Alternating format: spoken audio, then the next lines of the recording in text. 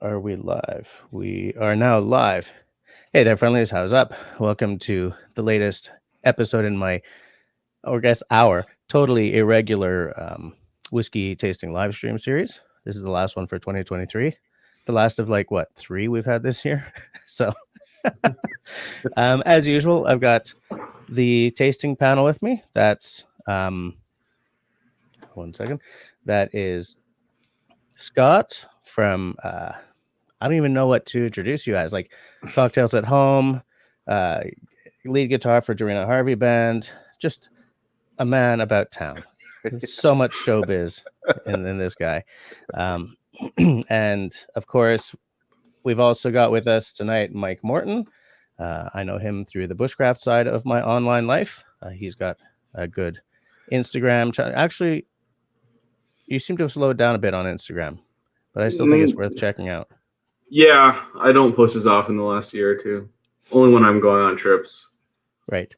And so the reason why, Mike and Scott and I are all doing this is because those of you who are watching from my other online life know that outdoorsmen, bushcrafters, paddlers, we sure do like our whiskey. And Scott, I mean, musicians, we also tend to like our beverages. Yes. And Scott and I have shared some really great booze over the past several years. So I'm just happy to be getting this. Hold on a second. I have to hit the volume on my... I have this open on YouTube and on StreamYard so that I can make sure I get the latest comments. Oh, great.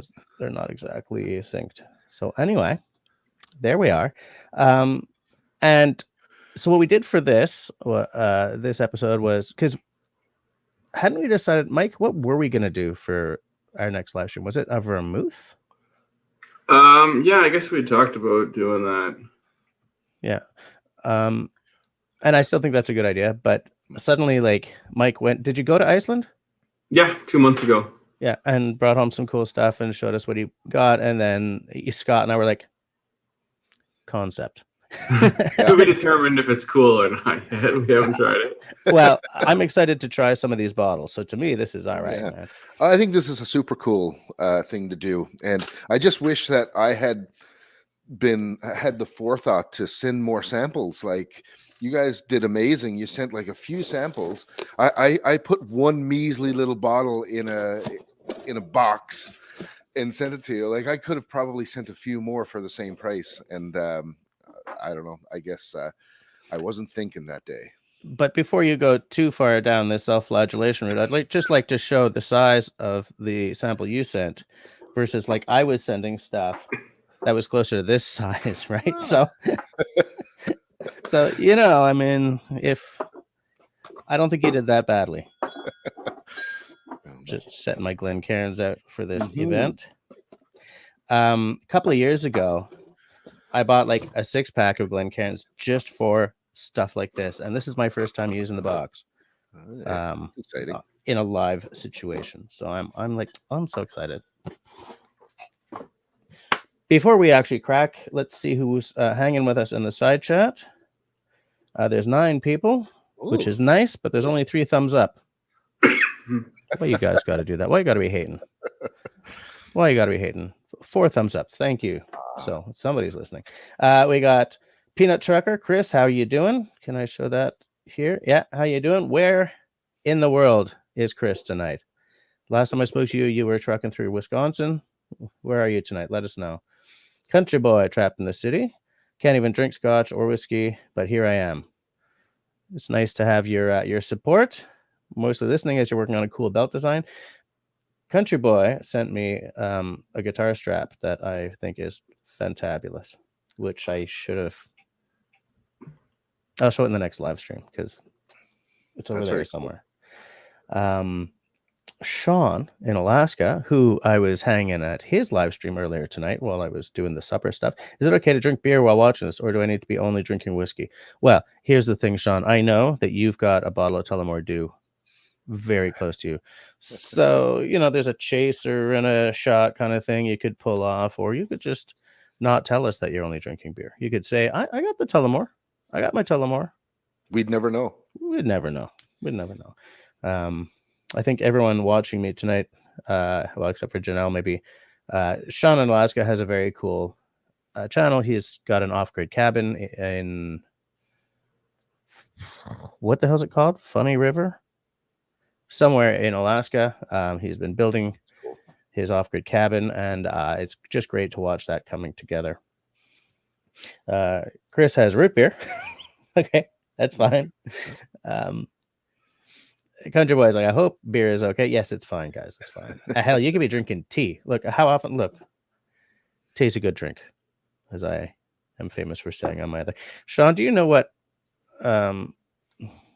No, Sean does know exactly what I'm referring to, so I will just keep going along. Hey, we got Ian the Web Lord. How's it going, Ian? Nice to see so many familiar faces. Oh, well, we know who this is. Janelle, nice to see you. What are you drinking tonight? Scott, just take a glance over and tell me what she's drinking tonight. You know what? She's downstairs in her office. Oh, okay. But I know she's got something because she poured something before she went down. So Yeah. I'll let her put it in the chat if she. Yeah. Although I don't know I don't know because so I've been doing like an Advent style thing with her where I've just been giving her whiskey every day and not telling her exactly what it is until after. So so it might be the Advent. Okay. I think she has the Dalwhinnie 15, I think is what she's got going on downstairs. Yeah. All right. Peanut Truckers in Louisville. Nice. Bet you it's hotter down there than it is where I am right now. Sean says, yes, Funny River, Alaska. Always drink Tullamore on Sunday nights. Nice. Yep. Janelle says it's a fancy, delicious 15-year-old, so I guess that's it. Hey, yeah. Paul M. Paul M, I know through Instagram. He has a whiskey feed. What YouTube has channels. What Instagram has feeds? What's the terminology? Is it a page? Just an Instagram page? I don't know. I don't know. It's hard to know. Yeah, he's also a local guy to me, unless there's another Paul M hanging out. But he's actually the only.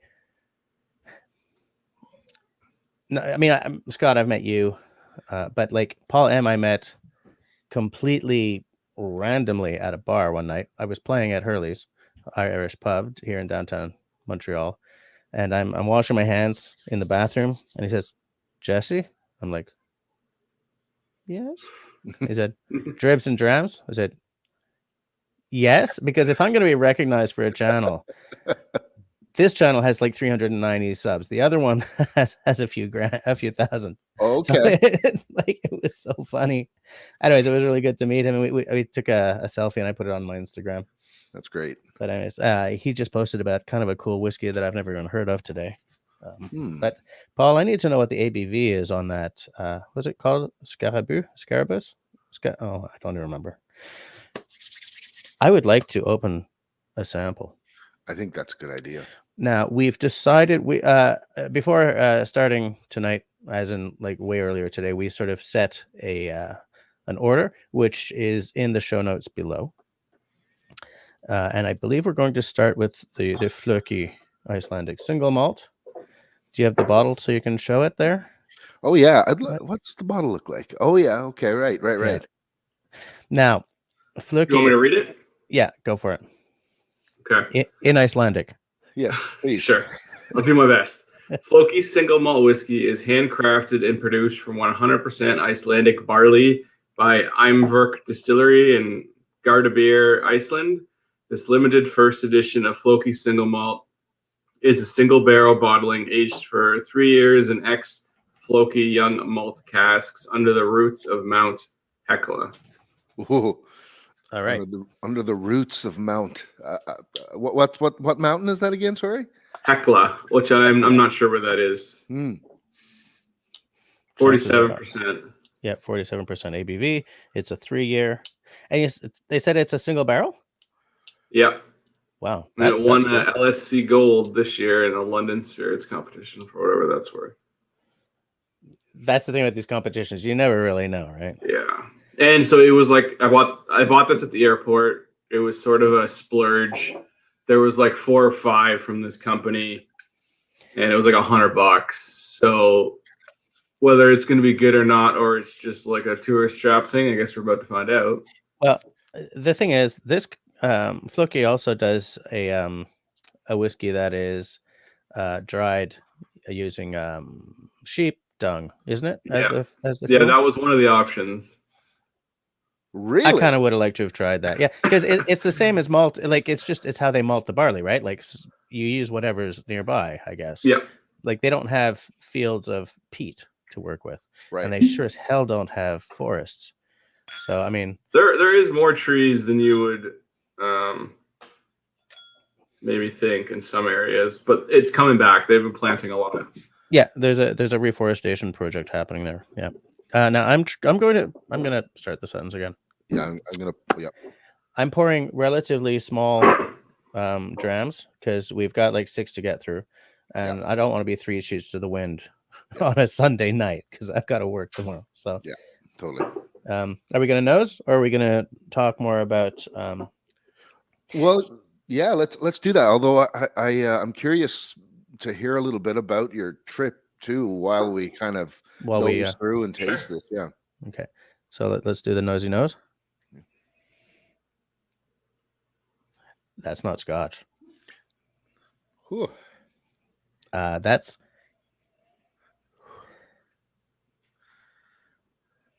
Well, they call it Icelandic single malt whiskey. It does not say Scotch anywhere. yeah, no, I mean it. Well, of course not. But what I mean is like that is not within the wheelhouse of the way Scotch happens on the nose. This is unique. Yeah, I'm trying to. I'm a little bit stumped. Like I'm not pulling out. It smells like a barn full of hay to me. Okay, yes, I get something green there. I also maybe get like a little marzipan or orgeat.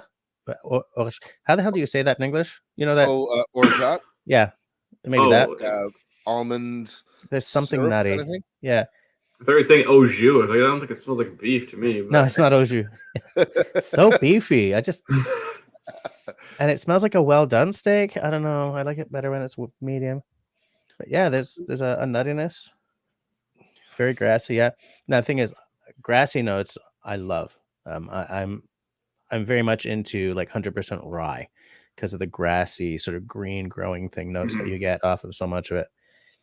I think now I'm getting a little bit of sort of like an oceanic kind of brine, a little bit, sort of fresh air kind of thing.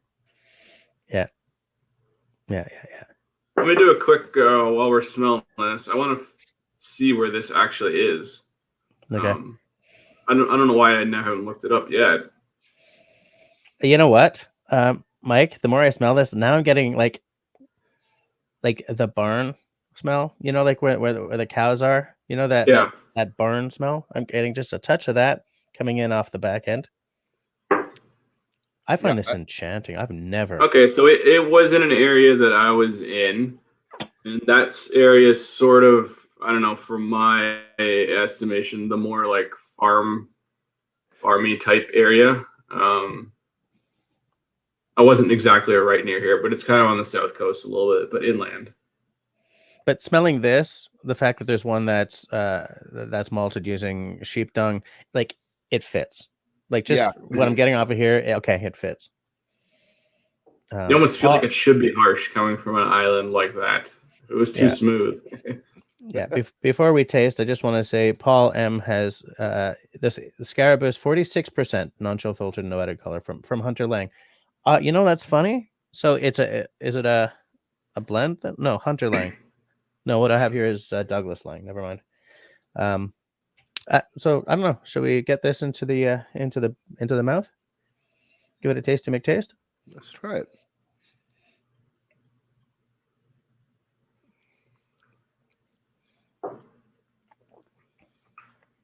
What is going on? Okay. Whoa. What is happening on my tongue? It's like fizzling, sparkling. That's a journey. It's almost like a mouthful of hay. Yeah, but like burnt. It tastes a lot like it smells.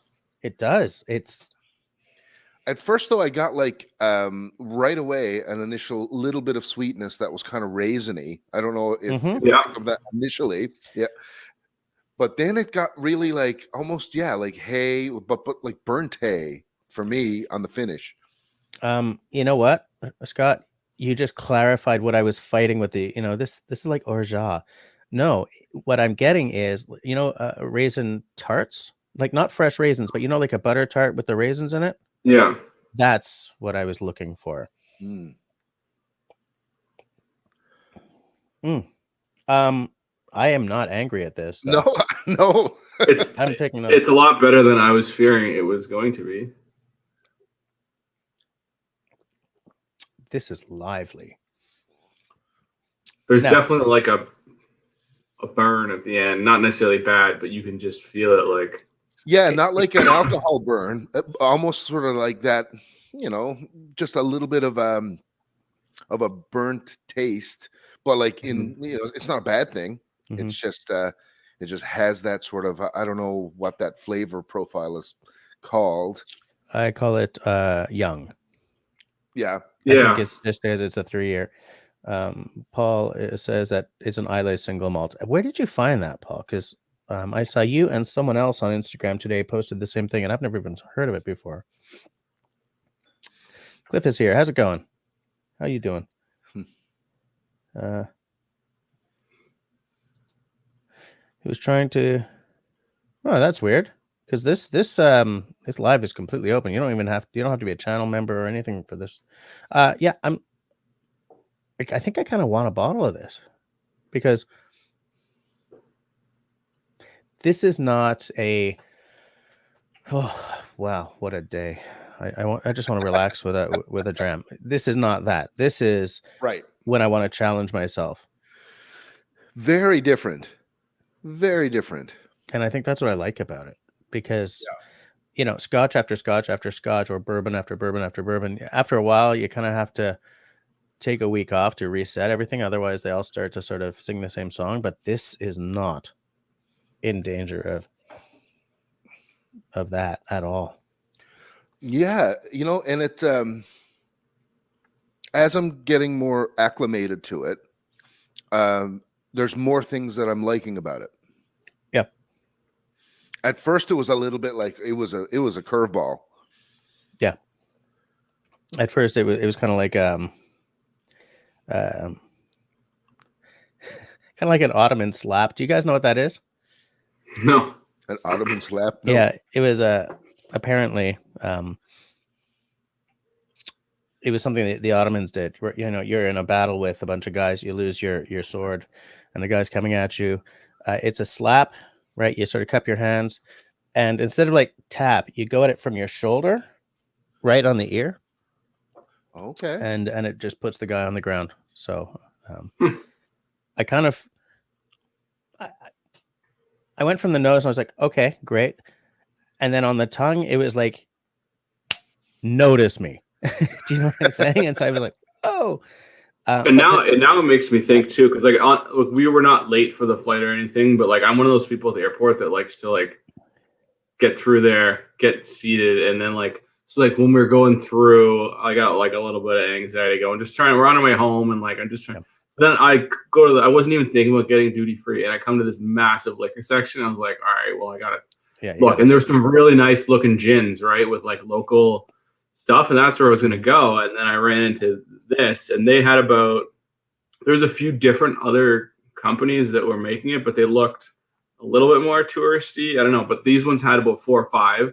I sent you guys that picture. I guess I could go back and look, but there was definitely the sheep dung, and there was a couple older ones too, maybe, and one that was definitely cheaper, but kind of makes me interested what some of the more funky ones would have been like. Yeah. This was pretty like this was probably like, pretty middle of the road, just single malt. There's nothing funky going on. Right.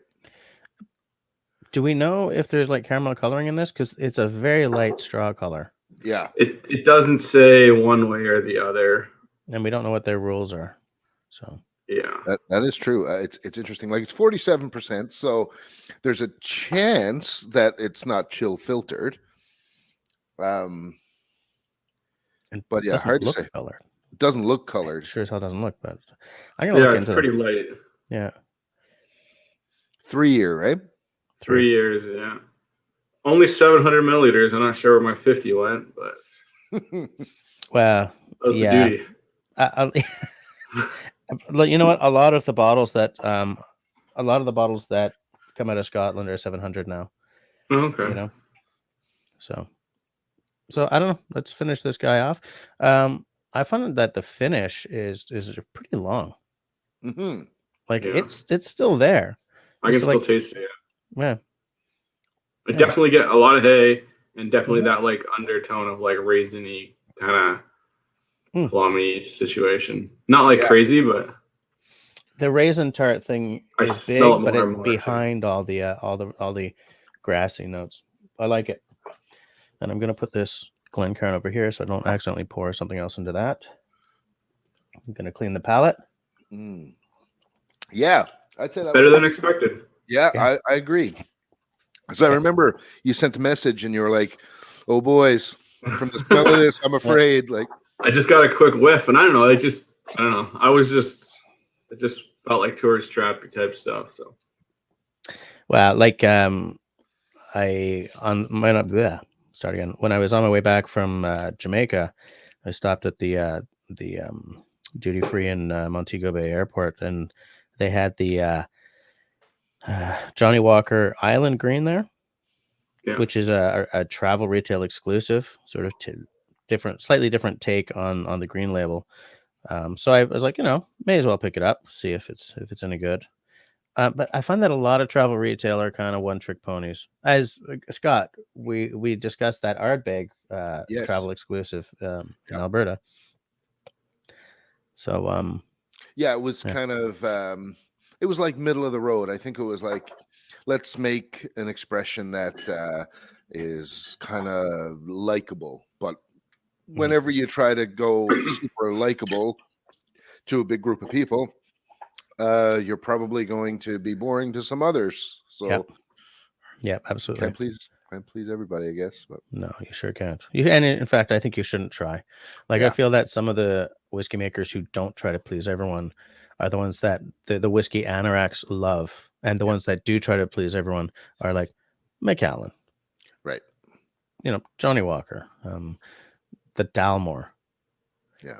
But I'm going to shut up about the Dalmore. So next up is the Secret Highland by Glenkeir Treasures.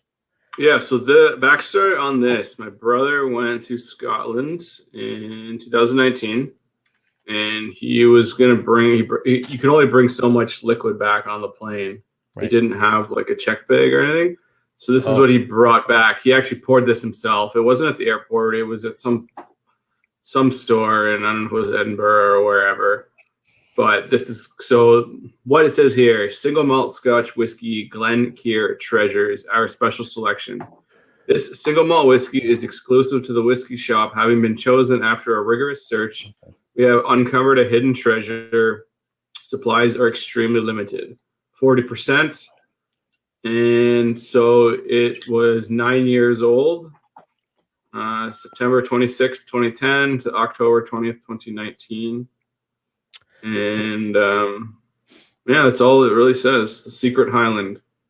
Do you want to show us the bottle? Although in this case, because people can't buy it, who cares, right? But yeah, it's not even like really labeled. It's just right. Okay. Well, yeah, that's interesting as well. That's definitely another unique selection. Oh, so I have had some of this, but it's been a while. Obviously, I've had it for like 3 years, and I think it's been like I had some when I first got it, and I haven't touched it since. All right, I'm gonna go in. Yep. Yeah. What am I getting? So right out of the gate for me, it was like a hit of butterscotch, but that's because it was definitely not present in the Flóki.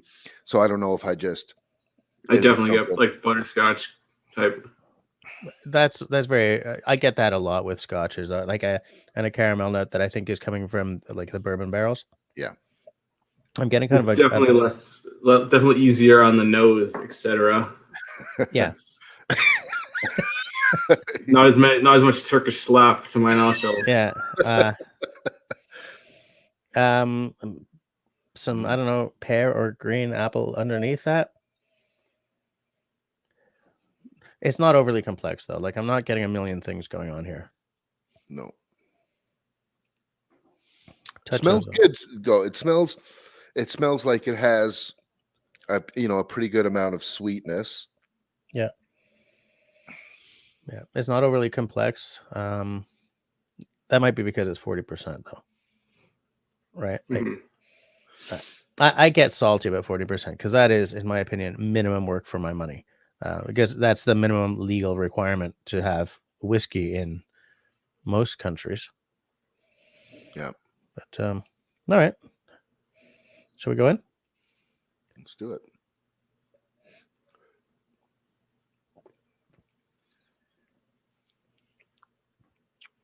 Oh, there's spice there now. You said this is a Highland? Yeah.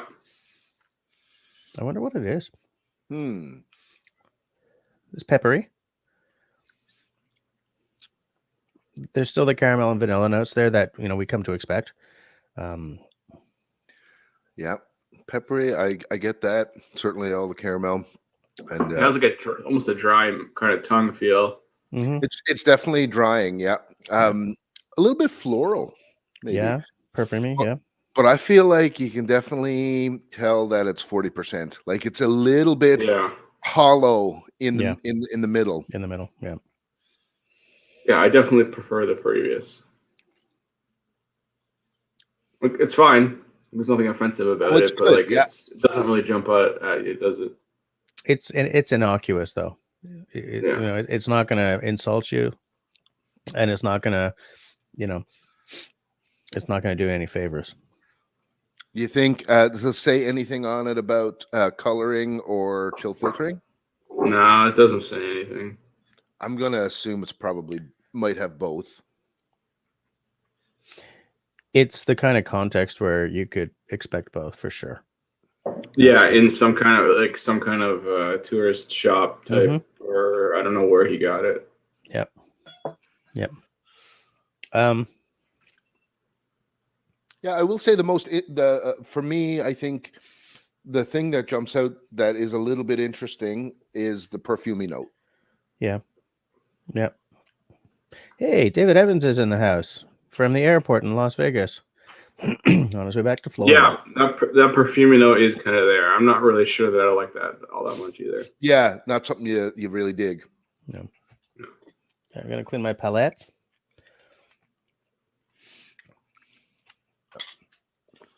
The next one up. Oops. Did I break anything? No. Next one up is by Bruichladdich, which is one of my favorite distilleries.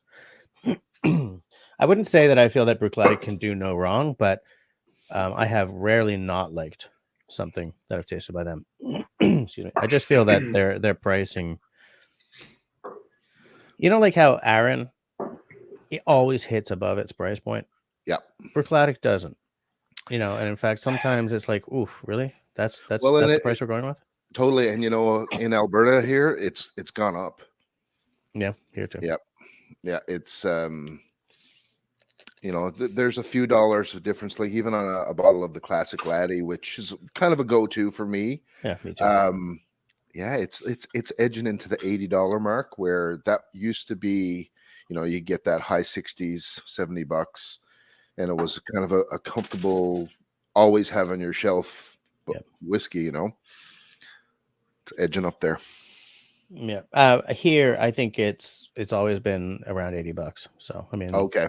Yeah. We pay heavier than you do generally. Well, actually, there are some very noticeable instances where it's the other way around. Like for instance, this is about $80 cheaper in Quebec than it is in Alberta. Yeah, and I think we kind of you mentioned that one time. It's like because it's private, out here, privatized people. Yeah. There's sometimes most things will be cheaper, but there'll be instances where there's a lot of demand or scarcity, in something where the price will just go Yeah, crazy out here, but in Quebec it'll stay because it's government. Yeah, because they have to charge MSRP. A perfect example of this is Blanton's. Mm-hmm. Like a bottle that I pay $70 for is like $200. I've seen elsewhere. I'm like, yeah, Blanton's went crazy for a while. Yeah. Nope. Yeah. Well, and here's the thing. I see that the bubble is starting to burst. And I think that guys who like bought cases of Blanton's as collectors, I think that they're going to get caught holding the bag. Mm-hmm. There's a couple of whiskeys out there that are not.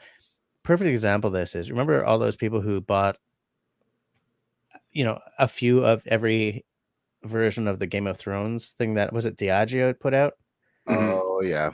And then because people were so pissed off at the end of the show, like this thing was going up for auction and getting less or around the same price or like a tiny markup. Like, yeah, this should have been a slam dunk for the collectors, and it just wasn't generally, So let's get our nose into this Bruichladdich. Oh, do you have the bottle there? Oh, yes. It looks like you do. Yeah, you bet. Yeah.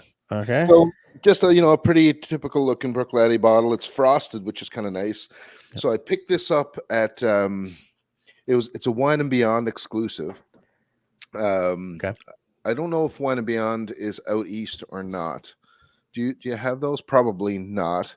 No, not in Ontario. I think it's a Western thing. One of those. It's a big box store, but I guess because it has so much buying power, like it has a lot of selection, and the prices are typically really good. So they did a rare spirit release, and this was one of the whiskeys that they released. So it's a 9 years, 2013, made with beer barley, which is, I guess, a little bit different than the normal malted barley that they use.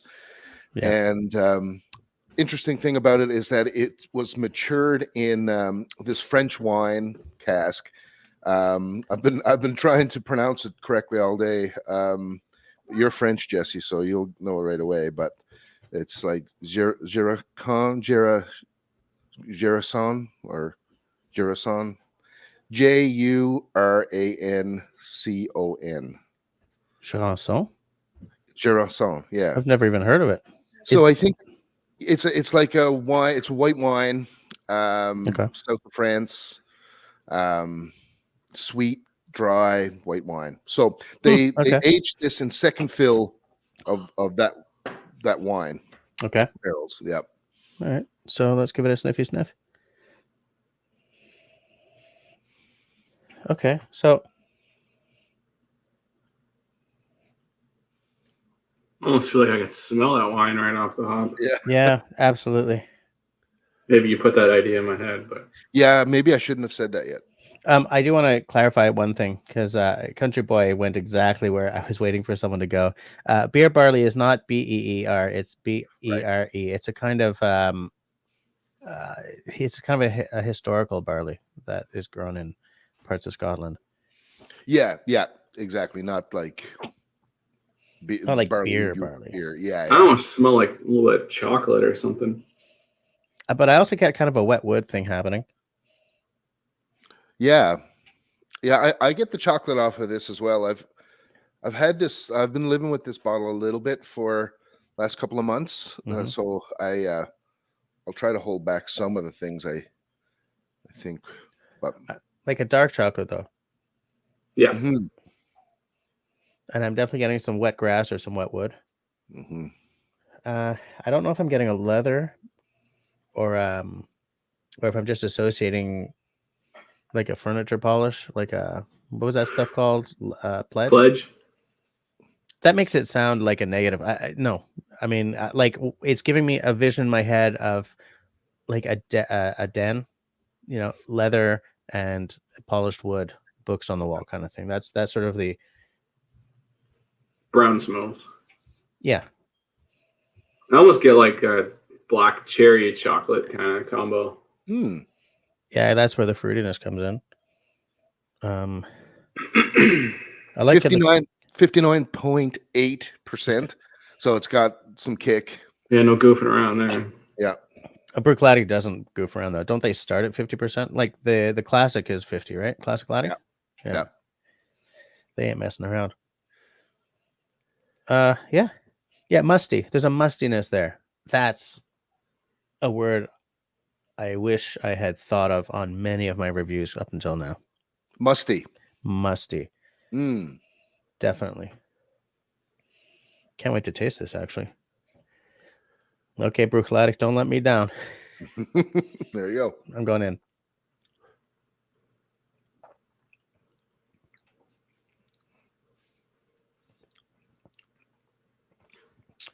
You can feel that 60 for sure, especially after the 40. Yep. Again. A lot of sparkling on my tongue. Yes. There's Yeah, a big real time. scintillating, yeah. The mustiness is still there. There's still a woody thing happening. Something herbal. I don't really taste the chocolatey cherryness though. I'm looking for it. I think I'm getting more of the cherry, like a black cherry, than the chocolate right now. But it's coming in sort of like a 90% chocolate kind of thing right at the back as the finish happens for me. Yeah. With this one, I don't know. I'm not entirely picking it up right now, but in my in sitting with this one before, I sometimes get a bit of a lemon peel with this one. Mm-hmm. But yeah. Now, was I picking that up, or was that the power of suggestion? Exactly. And yeah, lemon peel, not like a lemon, not like a lemon drop. Sometimes off Bruichladdich, I get like a candied lemon, but this is not a sweet. Yeah. Like the bitterness of a lemon rind. I'm going in again. Yeah, I'm not really getting any lemon, but It's very light. It's not big. On the second sip, it happened right in the middle of my tongue. You can definitely feel it like all the way through the throat. Yeah. You said this is 9 year? 9 year, yep. I'm not going to say that this is my favorite Bruichladdich, but I definitely like it. The thing with Bruichladdich is that it's a distillery character that I love so much that it's hard to sort of find a pinnacle of the yeah, experience. I would say like I do like it as well. I've been enjoying it, but I'd probably take their classic laddie over it. There's elements of Bruichladdich in it. You get the malt. The malt is there. The biscuity kind of thing is there. But I think it's one of those things where they're experimenting, and aging it in a wine cask is definitely going to do some different things than a ex-bourbon barrel or something like that. So it's interesting, but maybe it's because it's a wine that I'm not familiar with. But the wine is not carrying the show the way sometimes like something with a port cask will, or like a Sauternes or something like that. It's like, okay, is that where we're going? That's where we're going, and you have to sort of sherry or whatever, buckle in for the ride or not. The thing is, white wines are a lot in this sort of context are a lot lighter, so I feel what that area of Scotland is this from? Islay. This is Islay. Yeah, I do like this actually quite a bit. Yeah. Once your tongue gets a little bit used to the it's got some like whoa, what's going on? Yeah, it's high octane for sure, almost 60%. Yeah. Well, especially after the previous one, which was pretty low at 40, fairly middle of the road, nothing much going on. This is kind of like a bit of a punch. Yeah. Yeah. In fact, I think that one was probably the lightest ABV of the bunch tonight. Hold on. Let me just take a look. Yeah. The 40, yeah. Yeah. So where are we now? Now we're on to. Did you guys finish your beverages? Just gonna finish it off here. That one's big enough that I have to sort of really reset the palate here, especially because the next one is nowhere near that kind of ABV. You guys ever do this? This is a trick I got from the Whiskey Tribe to reset your nose, like smell yourself, because that's as close to a neutral smell as you're gonna have, because you live with it. Interesting. So the next one is the most ridiculously priced of the whiskeys tonight. This is the John Walker and Sons King George V. Yes. We can pour this and then we'll discuss it a little bit. I've definitely been looking forward to trying this because I don't think I've ever tried a whiskey. This is the most expensive whiskey I've ever tried. I've had a few $300 or $400. I've had some Octomore. I've had some Blue Label, but I've definitely not had an $800 or $900 bottle of whiskey. Yeah. Before. So here's the thing about the King George V. This bottle commemorates when King George V gave John Walker and Sons a royal warrant. Okay, that's this little logo here. That okay, it's on gold, so never mind. But it's where the monarchs or the prince, right? Because there's by appointment to His Majesty the King or to the prince or whatever, and so it commemorates their first royal warrant, which was in 1930 odd, whatever. And so what they've done is they've worked to recreate what the whiskey of the era that got this royal warrant was like. Okay, so there's a bunch of different things in here, including there's a couple of ghost casks. The one that they make the biggest noise about is, I believe, Port Ellen. Ghost cask is when you have casks from a defunct distillery. So there's a couple of defunct distilleries in here, and there's some very old malt. No, there's some very old grain whiskeys, and there's some fairly old malt whiskeys, but there's no age statement on it, because it's probably not all really old stuff. And here's the thing: they make big bones about the Port Ellen, and that's where they, the smokiness comes from. Although I think there's like Royal Lochnagar in here, and there might be some Kalila as well or something. But the Port Ellen, they may have just teaspooned it, right? Like they don't tell us what the percentages are. Oh yeah, You know what I'm saying? So it's like, just a drop.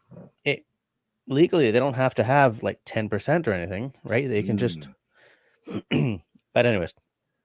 So nowhere do they don't spell it out like the percentages of anything. Okay. No. And I mean, what Johnny Walker does is they aim for that middle of the road, right? So it's not the kind of information that most of their market is going to care about. Right. Right. This is the thing, congratulations for being promoted to CEO. The company's bought you a bottle. You know what I'm saying? That's what's happening here. And by the way, clarify something here. For anyone who didn't see my video on this, I did not spend my money on this. On my main channel, I have a channel member who has kept me going in. I don't have it here right now, but he's bought me a couple of bottles of Blue Label, and this. And so the story behind this is during one of my live streams. During one of my live streams, he sort of said, "You got to try the King George V," and I said, "I can't spend that kind of money." I mean, yeah, but no. And he said, "Check your PayPal." I was like, "Oh, you've done it again." Thanks. Wow, that's so generous, though. He's a very generous guy. Fairly often during a live stream that either I'm doing or someone else's live stream that I'm hanging on, and he is, like, suddenly there'll be 50 gift memberships kind of thing. He's very, very generous. I was just thinking if I had a bottle of Blue Label around here. No, it's in the other room. But like to him, Johnny Walker Blue Label is the pinnacle of whiskey, and that's not the key. That's not the same for everyone for sure. But the guy knows what he likes, and he has like all the blues. Like Blue Label comes with all kinds of different labels. Like this is the Chinese New Year edition. This is the Royal Proclamation edition. Blah blah blah. How much is Johnny Walker Blue in Canada? Like $150 or something? Or? Johnny Walker Blue? No, it's $3 here. It's $320 in Alberta. It's $340. Yeah, it's ish. around 300. It's getting up there. Yeah, I'm rounding here. Yeah. But there's a big jump between like a $340 bottle and a $900 bottle, right? Mm-hmm. Yeah.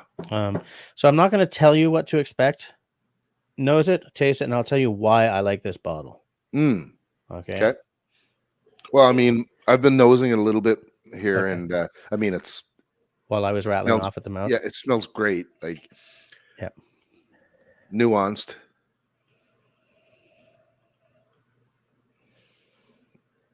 A little bit of smoke. I get a little bit of that like straw hay, but not in a bad way, and not nearly as aggressively as the Icelandic one. Well, there's the thing. You're going to find nothing really aggressive in this because the market that Johnny Walker goes for doesn't have the patience for an aggressive. They're not whiskey geeks, right? Green apple for sure. Yeah. Yep. Green apple. I get the malt, maltiness, sort of, like a little like a green note. I'm trying not to sniff like right into my mic here, so because I'm afraid that I've been doing that. Like, I haven't heard you. Okay.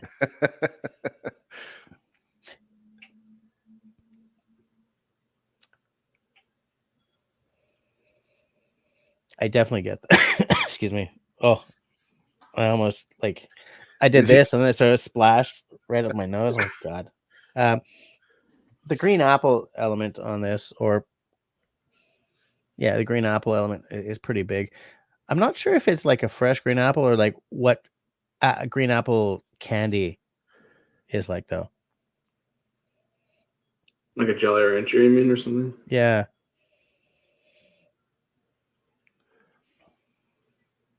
I have many thoughts about this.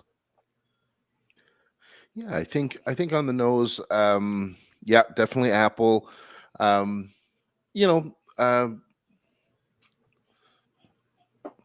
Caramel, a little bit of the smoke, a little bit of peat. Yeah. Kind of under a couple of layers down. Yeah. It kind of smells fresh. It's got some green grass elements for me. Yeah. Sean in Alaska says, you guys keep talking percents and my mind keeps converting to proof. I'll tell you something. I have a real bug in my bonnet, I have a real problem with proof. I think proof is the worst. Partially because British proof and American proof aren't the same. So everyone should just use ABV. In fact, the British have pretty much come around to ABV. Like every now and again you see proof and it's like not just like dividing the ABV.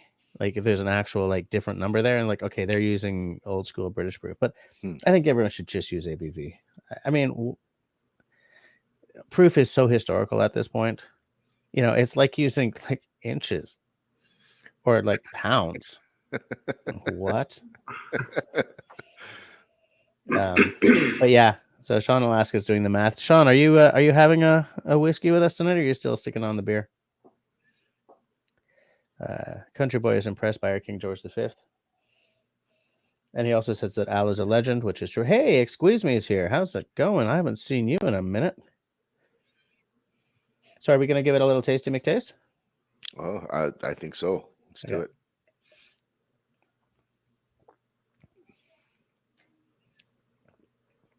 Now, Scott, you've had Johnny Walker Blue Label. Mike, have you had Johnny Walker Blue? No. Okay. No,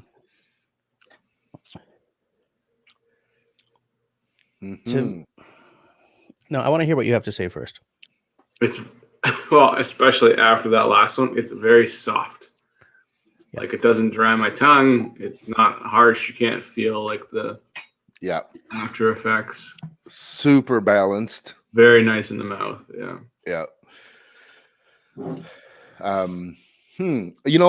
I think it less smoke than most of any of the blues that I've ever had. I would say initially right away to compare them. Would you say that you can taste the age in some of the barrels that went into this?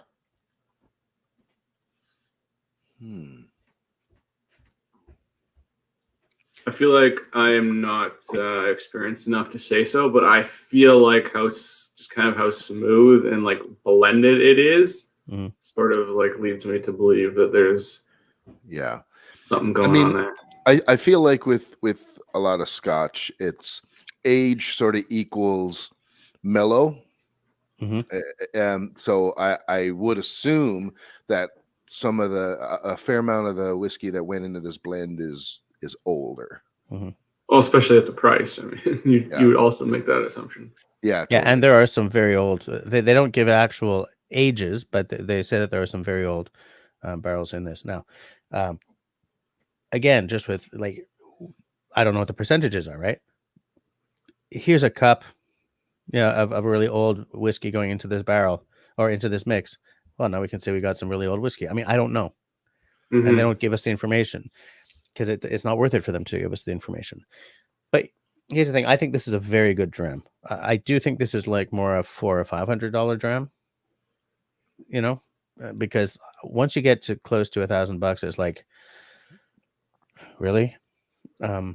Well, for me, coming as more of the lay person on this topic, like it comes down to quality versus quantity. Like, would I rather have one of these or like 10 different, completely different bottles that are really good at $100?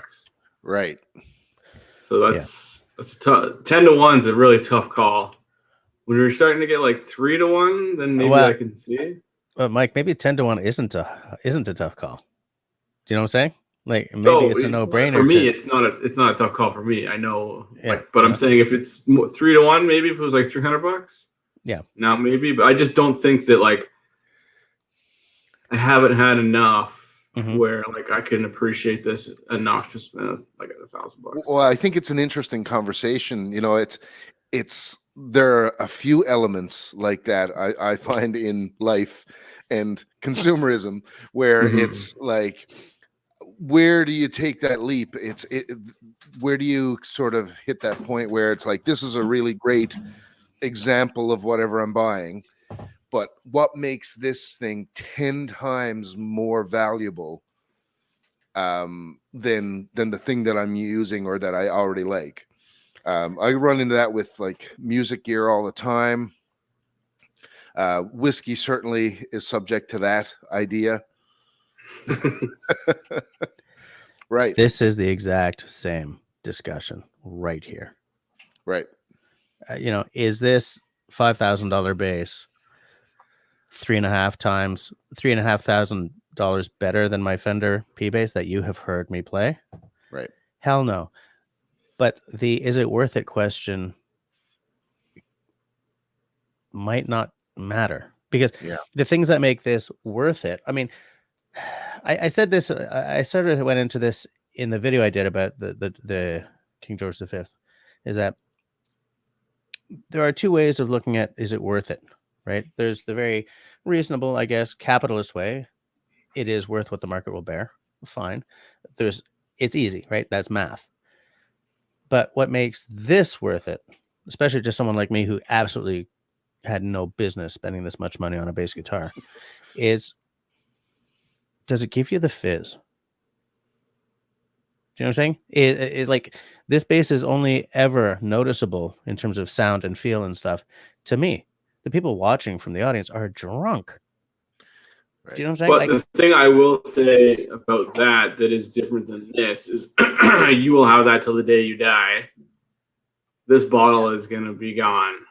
Finally, and so I could justify stepping up on something like that you love, or to something a really nice axe, something that's I'm going to have this for the rest of my life.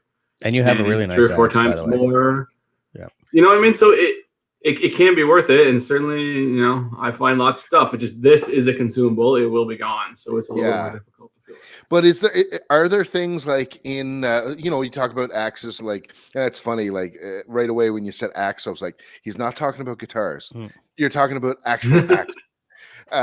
Yes.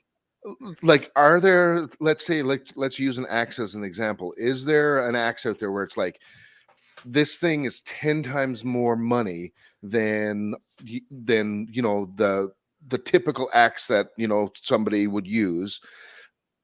Are there examples of that out there that's sort of like the upper echelon of? Yes. Yeah. I mean, I guess, well, I mean, even just Grand Spores axes now are probably most of them are $250 or $200. So maybe not, those aren't quite 10 times, but there's certainly custom ones that you can get as much as you want.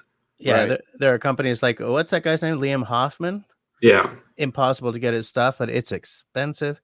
He's like a two-man shop, or is he more than that now? I don't know. I haven't really Okay. seen his page pop up on my feed in a while.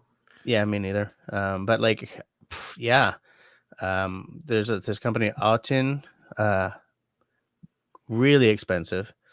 Northman, the Northman Collective, Okay. their axes are $600-700 easy.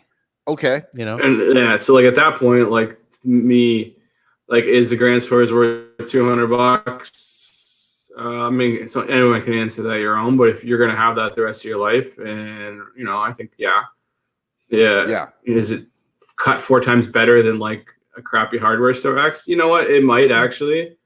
Now a $600 axe, is that going to be 3 times better than $200 Grand Stores? Almost certainly not. Like, well, and that's always the sort of the area where I'm interested in, where it's like, okay, yeah, obviously it's not a $50, $20 axe or whatever.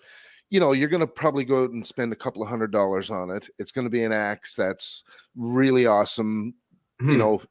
People use it. But then it's that next level after that. It's that $800 level, that jump from the $250 to $800. That's always the level that I find interesting with anything. Like it's there with music gear, it's there with guitars, it's there with whiskey, watches. It's all those sorts of things. They have that huge exponential jump at a certain point. And with axes, and I guess with sometimes with guitars and stuff as well. But the difference between that and this whiskey is that when you're spending like the $600 on the axe, it's like it's a hand pounded axe by the guy whose name is on the company letterhead. Right. It's a small shop, couple of guys, serve up to 3 people. That stupidly expensive base, that was a shop that at that point was 8 people, right? And they're making bases for like man, so many people. What's his name who used to play for Metallica and then got kicked out? That wasn't Newstead. Newstead? Jason Newstead. He plays them exclusively. So like they're making a lot of instruments for a lot of high quality or high caliber customers, and I walk in and I still get treated great. I still got to choose every piece of wood that went on that instrument, and stuff like that is worth it to me because I don't like paying for massively stamped out things. No, it has value. It has like sort of an intrinsic value to you. And also I think to anybody that recognizes that level of it's unique, it's something that you got to choose custom. Those things I think matter.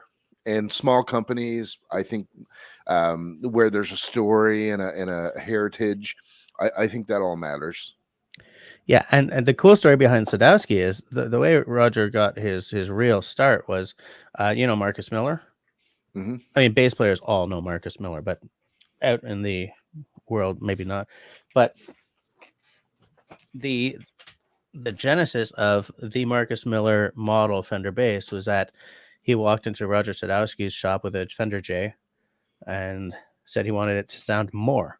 And so what Roger Sadowski did was to put an active preamp in it. But at that point, the way you did that was nowhere near as refined as it is today. And that's why like the Marcus Miller bass has this really weird shaped pickguard, because it was covering the routing that Roger had to do. And it's got like mismatched knobs. Like if you buy a Fender Marcus Miller bass, it's got the mismatched knobs and the weird pickguard shape. But like that became a really iconic sound, and Roger sort of took that to the bank, But the point that Mike made is interesting because my fiddler made the exact same point when I was talking to him about the worth itness of the whiskey versus the bass last night after a gig that went ridiculously late. Like we're sitting there at 3:25 in the morning, and we're talking about whiskey because we often talk about whiskey, and I made that point, and he said, "Yeah, except that's a consumable. The bass will probably end up being your daughter's one day." Right. And so my entire theory kind of collapses there. So to hell with all of you. But I mean, the elements of does it excite you? That's transportable between the two. You know, Yeah. I get the idea that this is, once the bottle's gone, it's gone. My bottom line on this, I actually really quite like it. Just not enough to spend $1,000 on it. Yeah, I would agree. I think it's actually awesome. Like, it's super delicious, fantastic. It's a very good. Definitely, I would think better than any of the blue labels that I've had. I think it's more balanced. It hits a whole bunch of notes. It tastes fantastic, but I don't know. I'm certainly not in a position to run out and buy a lot of $800 or $900 bottles. And no, me neither. Yeah. And what I also find interesting about like the blue label and this is that they're excellent examples of an old school blend. In that, like, I have, there are so many sort of new kids on the block, really, right? Like Compass Box, right? Like Douglas Lang. These guys are blenders, but they're bringing a whole new sort of artistry to it and creating very new school flavors and very sort of exciting things. And it's like, this is not your dad's blend, right? This is not your Valentine's. And right. Like, if the King George V is an actual authentic reproduction of a 1930s era blend, then I'm all about that. I think that's awesome. It's a cool story, cool name. Absolutely. Yeah. And in fact, I almost bought. Do you guys remember there was a whiskey? I think it's still available. I think it was called the Shackleton. Oh yeah. Then the story of that was that it was, Ernest Shackleton's his whiskey, right? Yep. So I almost bought a bottle, and then I read the label, and it wasn't, because I thought it was going to be a reverse engineering of like that whiskey, but on the bottle label they were saying an homage to, or like in the spirit of, and I was like, yeah, I bought a bottle of it one time because it's here on the shelf in Alberta, pretty readily available. It's $60-$70, I think, and the interesting thing, we have a mutual friend. I don't know if you remember BJ. So BJ Shackleton. Where do I know her from? From David Thompson. Yeah, but East Coast Kitchen Parties. She lives in Calgary. But she's not one of the performers. She was an audience member, right? Yeah. She's a friend of a lot of the bands, and super awesome person. And I believe she works with WestJet still. So Peter probably, I think Peter knows her. But that is her family. Yep. She's related to Ernest Shackleton. I'm actually about to just start reading that book on him. Oh, the Endurance, or yes, Endurance. Yeah, absolutely fascinating story for sure. Yeah. Now, before we get to the next whiskey, I just want to check out some of the comments in the side chat here. There's a lot of. Hold on. Here's one. Marcus Miller is up there with great legends like Miles Davis, true legend. Absolutely. Nice. Intrinsic value. This is Country Boy. Something I've struggled with in my leathercraft pricing. It can be embossed numerous times a day for cheap, or I can hand stamp and stitch the same thing for 3 times the price. And Country Boy, I'm the type. I'm such an easy mark for, if you hand stamp it, I will pay the extra, even if it's not like obvious that this was hand stamped and this was, embossed, but it's kind of obvious, like if you look up close. But like, I like the story behind it. I like the pageantry that goes into hand making the axe or the guitar strap or the belt or the knife handle or the whatever. Yeah, I'm there. Yeah, I'm into that too. That has value for me. Yeah, but I mean, he asked an interesting question that he has to deal with as someone who produces leathercraft, right? What are people willing to pay for one-off handcrafted products? And this is an argument I have a lot. It's like, we're not going to bring industries back to North America because nobody wants to spend $40 for a t-shirt. that they can currently buy for $10 at Old Navy. Right. Right. We can talk about bringing industry home and all this stuff, but at one point you have to throw your wallet at it, and not enough people are willing to take that kind of hit to really make that kind of change. So, I mean, I completely understand, like, you know, some poor dude, like, I'm trying to click here, like Country Boy, who is hand making leather stuff, and who is probably running up against people who are like, no, well, why isn't the belt $30? Yeah. And it's like, because it takes skill. You know, you're not just paying for the belt, you're paying for the years of practice that it took to create that item, you know? Absolutely. But I can get boring really fast on this, so we're going to move on. Like, Squeeze Me is like, jazz legends definitely go with drams. Like, oh, like David Sanborn. Okay, so we're going to get a whole bunch of names thrown at us here. Nice. Yeah. One of my favorite jazz bass players is actually Richard Bona. He's an African jazz bass player. He lives in New York now because, of course, he does. But he's the reason there's a company in New York, like really close to the Sadowski company where I bought mine, called Federa. And Vinny Federa's stuff hits 10 grand US like that. Yeah. But I really, if I win the lottery, I'm buying one.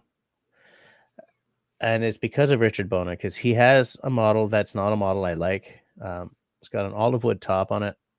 I'm allergic to olives, but I love the look of olive wood, and his sound is so good. And they have a very unique active preamp on them. But I discovered that he doesn't use the active preamp. He plays completely passive, which tells me that his wicked sound is all in his hands. That's usually the case. Yeah. And I love his playing. I love, like, I've got a real sort of mal d'Afrique. Yeah, I'm very into like African sounds and stuff. So good. Country Boy says I'm never boring. Yeah, but that's because I'm usually making an ass of myself, dude. So next up is the Kilchoman. Yes. Right? So here, it's a Kilchoman Calvados cask. So it's a wine cask. This is a Quebec exclusive cask. All that really means, I'm just looking for the all that means is that it's a cask that was sent, like a Quebec exclusive cask just means that entire cask came here, right? It was bottled for the province of Quebec. Okay. It doesn't mean anything super special. These guys do, they've probably done like 4 Alberta casks, but at this point, Kensington Wine Market has had an exclusive cask before, because that guy, man, he can have whatever he wants. Andrew can go, yeah, I want this cask, and nobody's going to say no to him. That's nice. So Calvados, you said, is that not apple brandy? Is it not brandy? Yeah, or is it wine? I think you might be right, actually. I think you might be right. I guess sort of I lump, like, I'm gonna look it up. I'm pretty sure it is. I think you're right. Based on what I smell, it smells a lot like apples. Yeah. I don't have a ton of experience in that world, but I Calvados. When I saw that, that's what I thought. But maybe it's so wine. according to the Wikipedia, Calvados gives a whole bunch of different pronunciations. Is a brandy from Normandy in France, made from apples and or pears. And then it goes back to apple orchards and brewers are mentioned as far back as the 8th century by Charlemagne. Okay, but nobody cares. Anyways, okay, so Calvados, so it's an apple brandy, Quebec exclusive. Now, when this arrived in Quebec, they had 3 different exclusives. There was a whatever the casks are, that it's like just 4 letters, whatever, and then there was a tequila cask. And as I think both of you might know, or at least Scott, you know, my journey with tequila is marked by a certain sense of aversion on my part. Yeah, I'm with you there. Yeah. tequila adverse. We got to Yeah. try some. We got to get together and try some different tequilas, because Well, there's some out there that might change your view. I don't know. there are, like, yes, I've come around a little bit. I bought a bottle of La Gritona, which I like. I use it for cocktails though, right? Like, Yeah. I bought a good quality one on my way out of Mexico last month, and so Peter and I, the fiddler, we did a little, dramage last night, and it's so much better than the toilet water you get at the bar with a slice of lime Oh, and yeah. a salt shaker. But tequila is never going to be like a comfort food thing for me the way Scotch is. Right. You know, I'm just never going to sit back and like, I think I'm going to have a tequila today. No, I'll be like, I'm going to make a margarita. But, but yeah, so. This, to me, this smells really good. Yeah, I like lots of smoke on the nose. Yeah, because it's peated. It's smoky. Okay. Oh, hold on. Sean in Alaska's asking a question. Whiskey question. How long after you open a bottle of whiskey is it still viable? That completely depends on how much is in there. Yeah. This will last you years. Years and years and years. Down here, finish it the hell off right away. You know, like once it gets down below the label, finish it off within 2 or 3 months. Because otherwise, whiskey doesn't go bad, but it goes bland. Because what happens is that the alcohol evaporates. And so, especially if you love the bottle, don't hold on to that last couple of inches forever, because when you taste it again, it will let you down. Yeah, I'm so guilty of that. I have at least a half dozen bottles on my shelf right now that are below the label, but I love them so much that I don't want to say goodbye to them. Yeah, but Peter and I have both made that mistake on a couple, and it's just like, you know what? Just spend a couple of quality nights to finish off the bottle and say goodbye. Yep. Country Boy says, tequila, love that stuff. Wish I could remember every time I loved it. That's the problem. Yep, absolutely the problem. Love it. Tequila. Yeah. And now there's the thing. Tequila doesn't last. Once you open that bottle, finish it in 6 months. Right? Excuse me, it says the Kilchoman is sweet, peat, smoky. Yes, absolutely. And especially with the Calvados. Calvados? Yeah. But I mean, you'd probably say more correctly than me. I think it's French, right? Yeah, it's French. It's So from Normandy. However you say it is the way it's said, man. Right. I'm just I don't say any of those words correctly. So it's wet. Like I'm getting a wet kind of grass or a wet something. I haven't had this since I did my review on it. No, that's not true, because it's down there. But I haven't had this in 2023. The problem is I have so many bottles open that, like, a bottle I really like, I still won't get to touch, and because I absolutely do not have a dram every night, you know. Yeah, I definitely get the apple. For me, there's a lot of smoke in the nose. That's the main thing I'm getting from the nose. Yeah. But I'm excited to taste it. Well, I guess we can go in.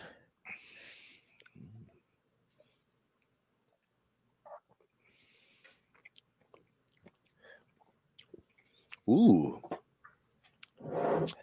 Now.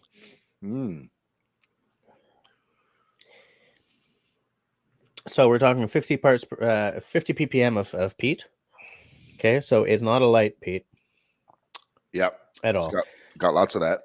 And this is why we've, to those who are watching, we planned the progression, because these last two bottles would have beat the shift out of everything else.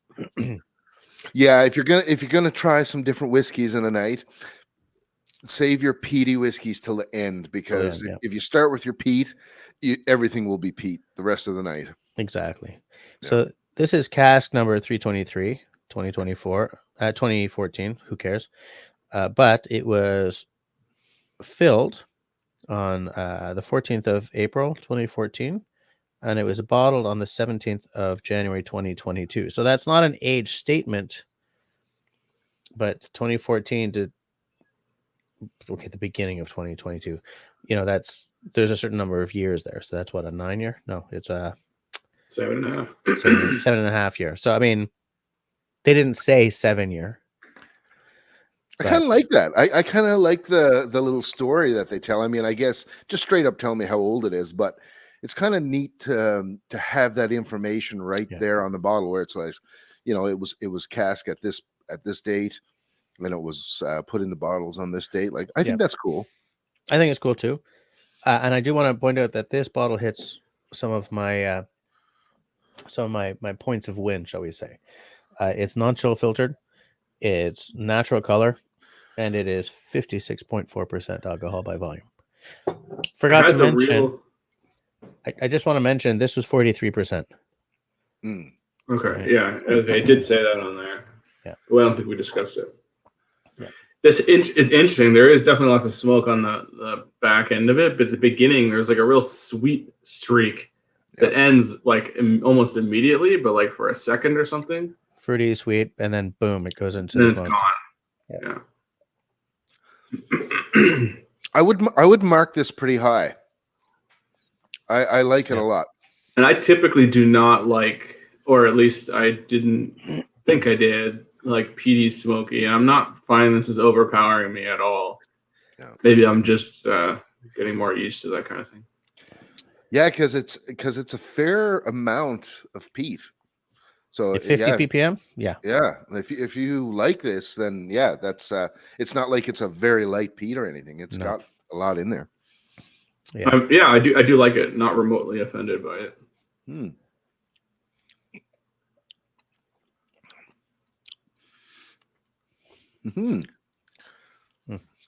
I would. So that's a Quebec exclusive, eh? Yeah, but they probably got Calvados cask for other places as well. Like, I don't think Quebec was the only place that got a Calvados cask. Okay. Yeah. How much was that bottle? 100 and no, this one was. It's hard to say because my wife was going to the SAQ with. I had a gift card that took $100 off, so I think this was almost 300. Okay. But it came into like whatever it was, it ended up costing me like $100. So I mean, to me, the value is really high, but it's because of the gift cards. But yeah, like regularly, this would be $300. I think it was more like 290, 280, something like that. Okay, that's most of it. Yeah, it's good. There's a lot of stuff going on. Yep. And I find that the finish, I mean, it's still there. Yeah. It's still there. Chilling. Yeah, you could make like a couple ounces of this go for like a long time. Well, and there's the thing. That's what I love, because if I'm not shooting a video or like doing a live stream or something, I'll sit with a dram, like 1 dram for an hour. Not always. Like sometimes, I want to try a few in a night, but I can easily just sit there for an hour and like, all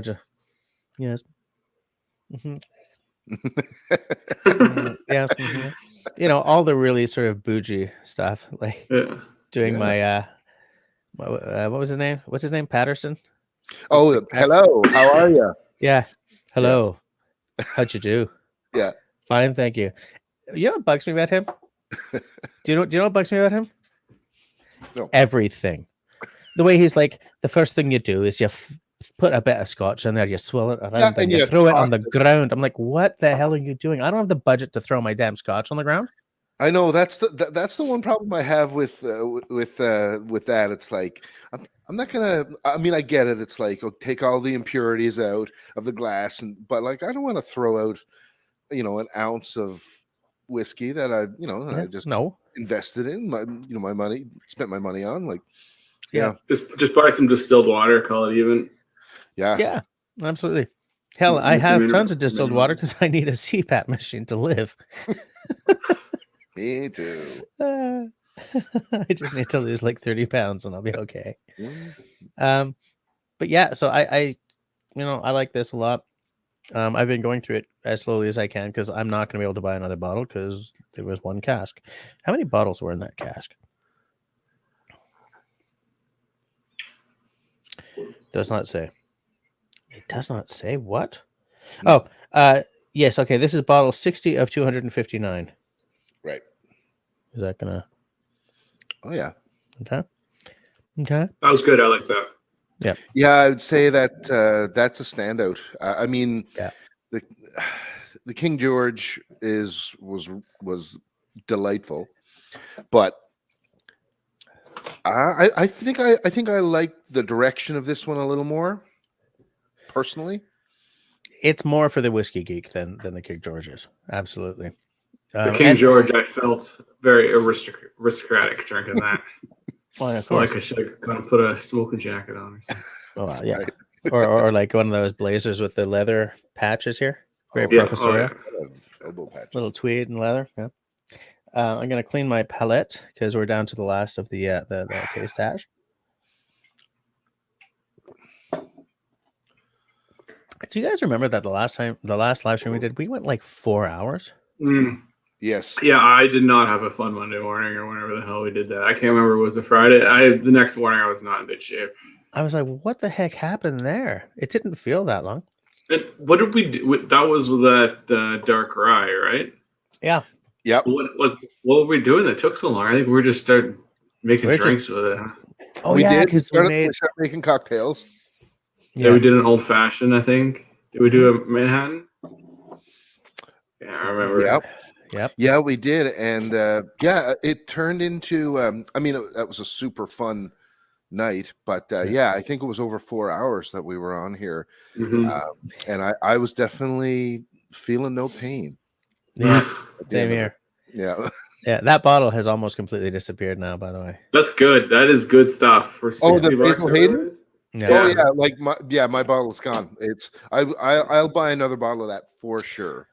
You know what I bought? Good. I'm glad you guys liked it. Yeah, that was a win. It was really hard for me to get, and I had to cross the border into Ontario twice to find one. But you know what? I just finished off this week. I just killed my. I had the Lot 40 Dark Oak. Mm-hmm. Now I cannot get that here, so like I have to cross a provincial border to get that. So it really hurt to finish that, because I think I've told both of you guys that before I started discovering like terrific Canadian bottles, like the Two Brewers and Shelter Point and stuff like that. Like Lot 40 was my favorite Canadian whiskey because it seemed to be the only one that wasn't aimed at the cocktail market. Mm-hmm.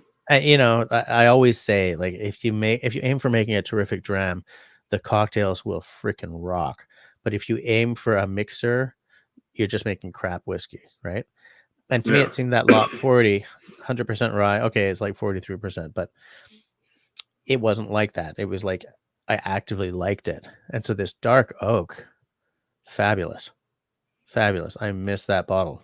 I only finished it like 2 days ago, and I'm like, I better replace that because it's so much better than the normal Lot 40 to me. Yeah. But I am a guy who likes rye. Not everyone likes rye. Yeah, I'm definitely in the rye camp. I like it in all its form. I got a nice little cheapo bottle of Alberta Premium back there that I was rocking last night. And Dad was over for Christmas stuff. Oh yeah. But that mix that, I don't care. Doesn't bother me. And Alberta Premium, as far as rye goes, It's Alberta great. Premium is decent. It's just, it's cheap, Yeah. but you go to a different part of the world where there's not a ton of rye, and it's going to hold up. Like, it's pretty good rye. It's 100% rye. Yeah, I eat most of these just for mixing with whatever, ginger ale or Coke or something. But my Alberta Premium cask strengths, I will have in a Glenkeir, but I'll also use them to make like an old fashioned or whatever.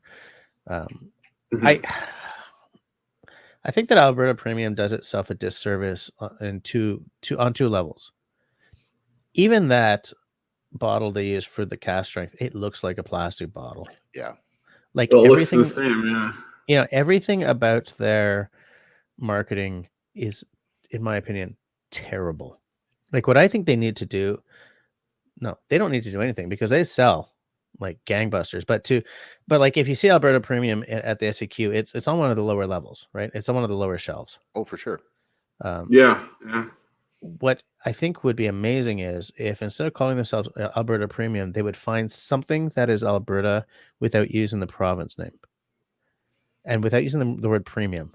Like I don't know, like what Rose or something like that. You know, they would still show the world that they're from Alberta. Yeah. But the name wouldn't be so B-list. Yeah. You know, it's like how here in Quebec, man, you can like the B-list that sells to the B-list stuff. It always has like the name always starts with K or ends with bon or ends with Bec. You know, because they have to show that they're from Quebec. You know, so like there's a milk company called Québon, which is you know, bon is good and K for it's the first syllable of Quebec. I'm like, this is so irritating. I think that names like that are never good. I think the Alberta Premium, like the label design and everything, is so bad. 1980s. Yeah, 80s, kind of a you know, bikers and beach bums kind of look to them.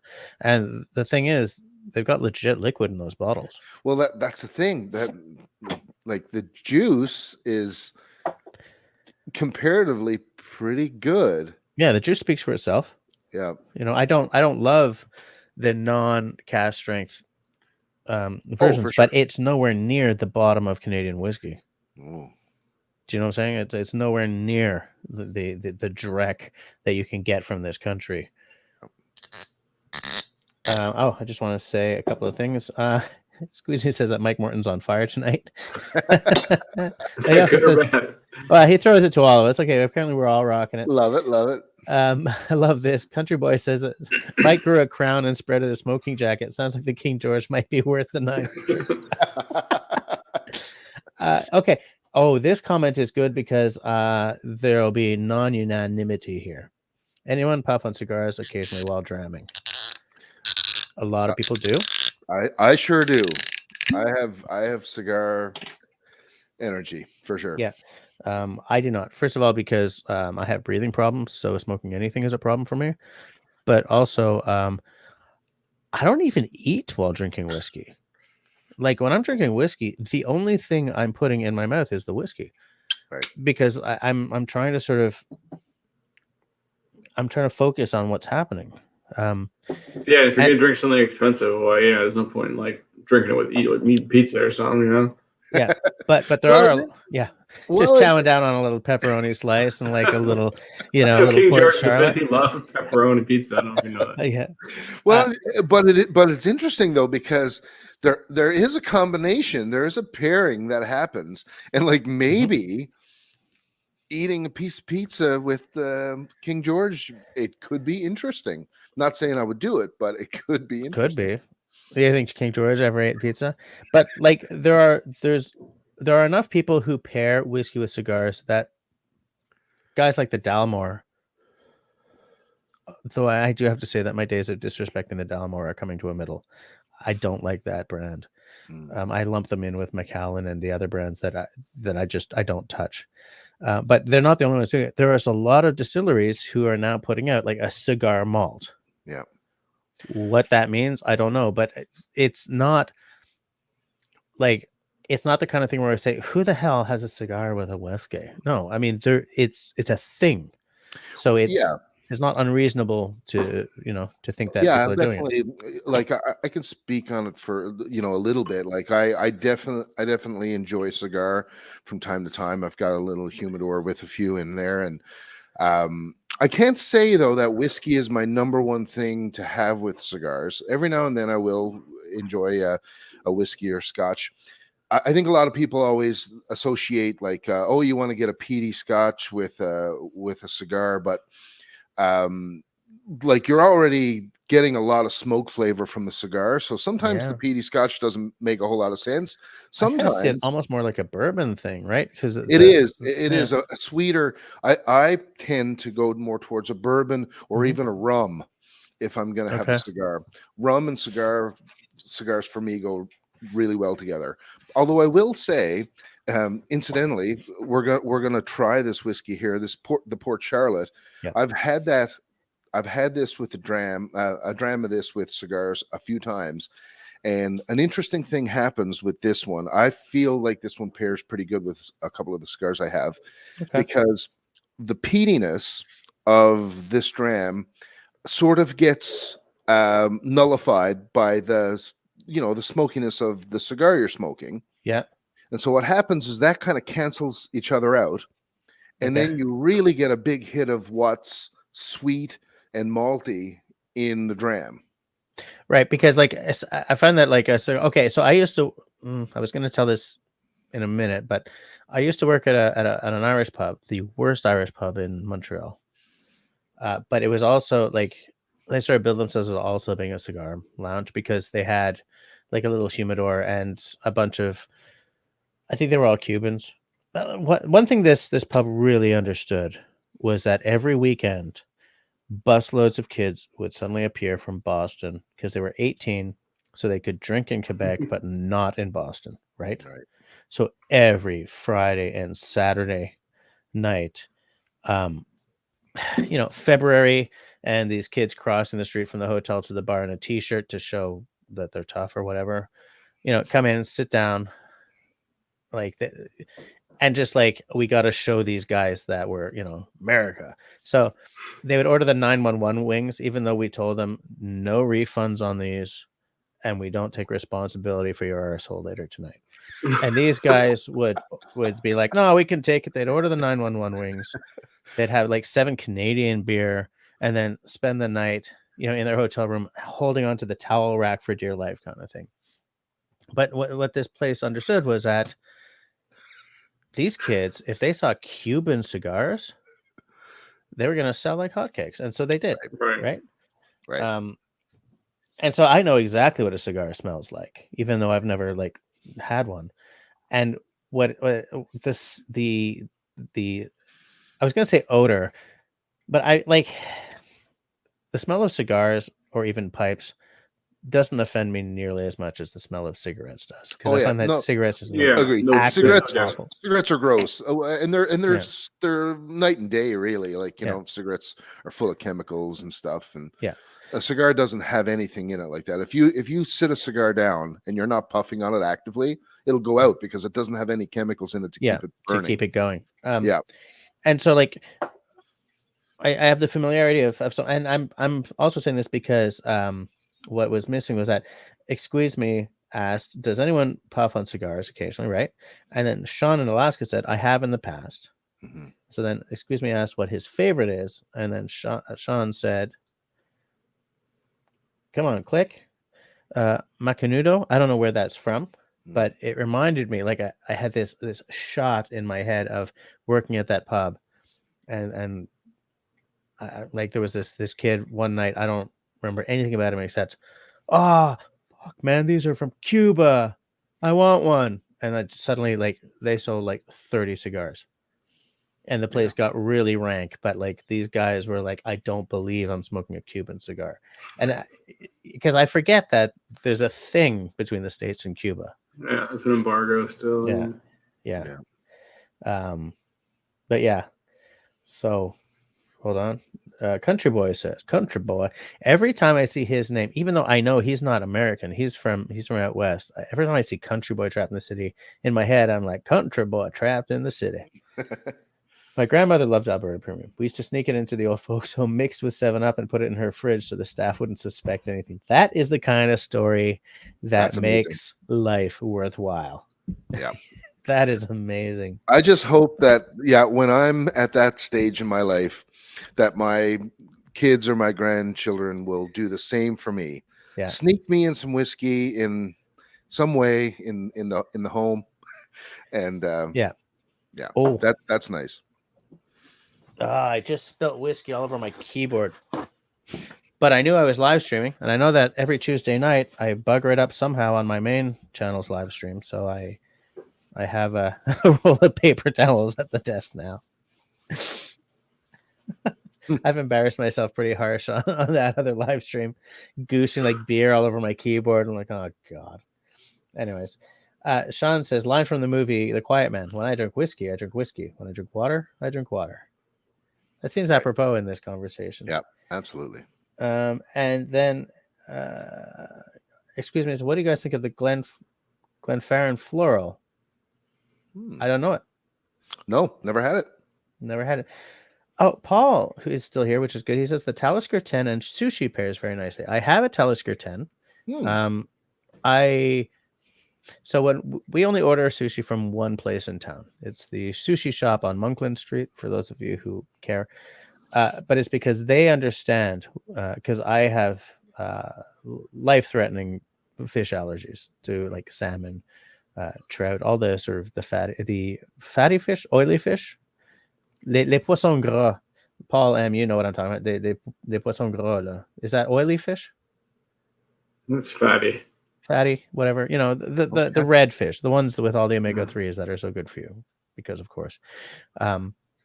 So they recognize us, and like we always leave a note, allergy, and they know us, so they wash down the knife and the cutting board between the sushi for my girls and the sushi for me, because I take the vegetarian stuff so that I don't die. I want to watch my girls graduate one day. I was going somewhere with this and I got really tied up in it, but it was so maybe what I'll do is I'll bring out the Talisker 10 on the next sushi night and test you on that, see if it works well with vegetarians. I want sushi now. Well, and you know, that's really interesting. I don't have any Talisker. I should get some, but I would initially go to like a Japanese whiskey, maybe. You know, or make a Japanese whiskey highball. I don't know if is that a drink that you've ever made, a whiskey highball with Japanese whiskey? With the Japanese, no. I've made a whiskey highball before. I've only ever done it once. Oh man, but yeah, yeah. Well, the whiskey you just showed, the Nicker from the Barrel, terrific freaking dram. Awesome dram, but also makes probably the most amazing whiskey highball. Give it a shot. It's worth it. Okay. Yeah. Noted for later. Sean Alaska is agreeing with you, by the way, that sometimes a cigar goes well with rum. Yeah. Nice. Don't inhale the cigar unless you really like it. Oh man, I have a story about inhaling cigars, which is brutal. So for the record, you don't inhale cigars. It's literally you just puff it, blow it out, let the kind of flavors go through, your palate, not inhaling into your lungs.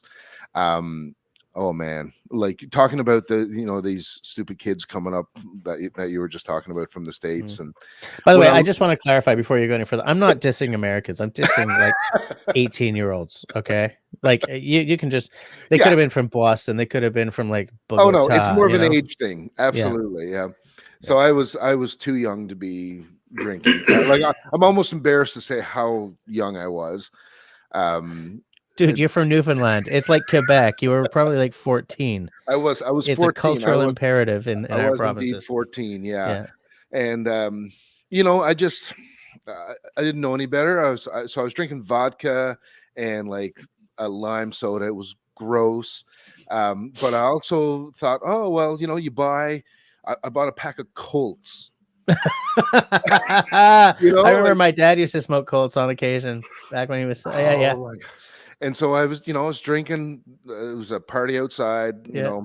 I was drinking the vodka and the lime crush, which was gross. And then I was just inhaling these Colts, like the whole pack. I smoked through the night. And anyway, it's one of the sickest times I've ever been in my life. I was about to say, well, how hard did you throw up that night? Like really hard, really bad. I learned a few lessons at that time. Certainly too young to be doing that. And inhaling cigars is a quick way to get sick for sure.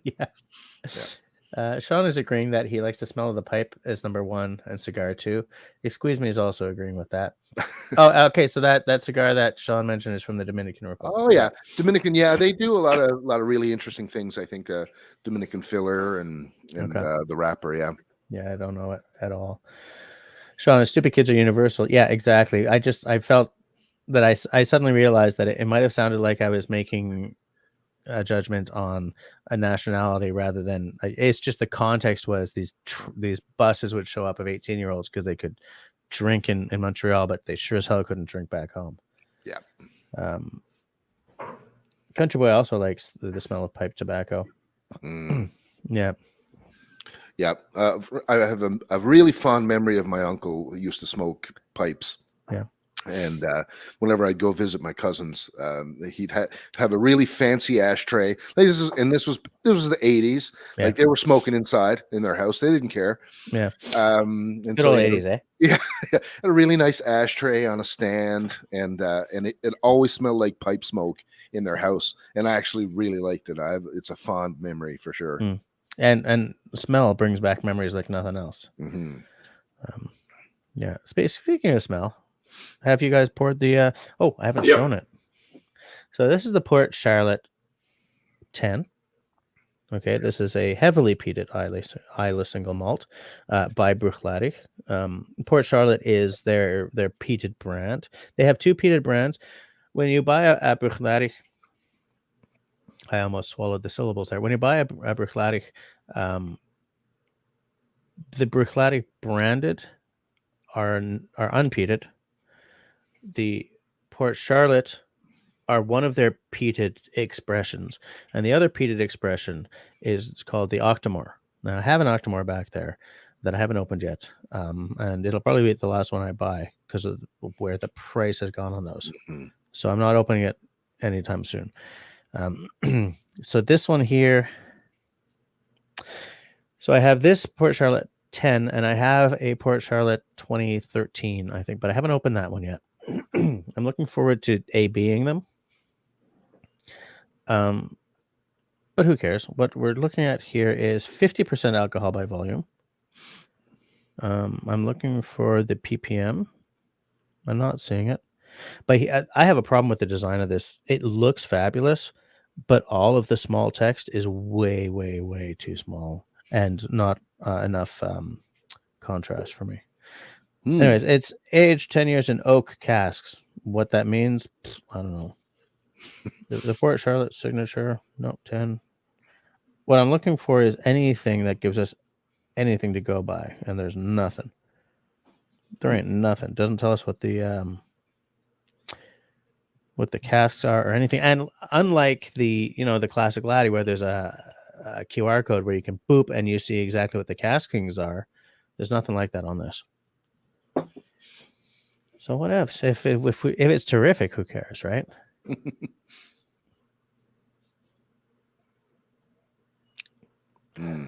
Smoking piece there for sure. Yeah. I might even get a little bit of iodine or something. Yeah. Not necessarily in a bad way, just.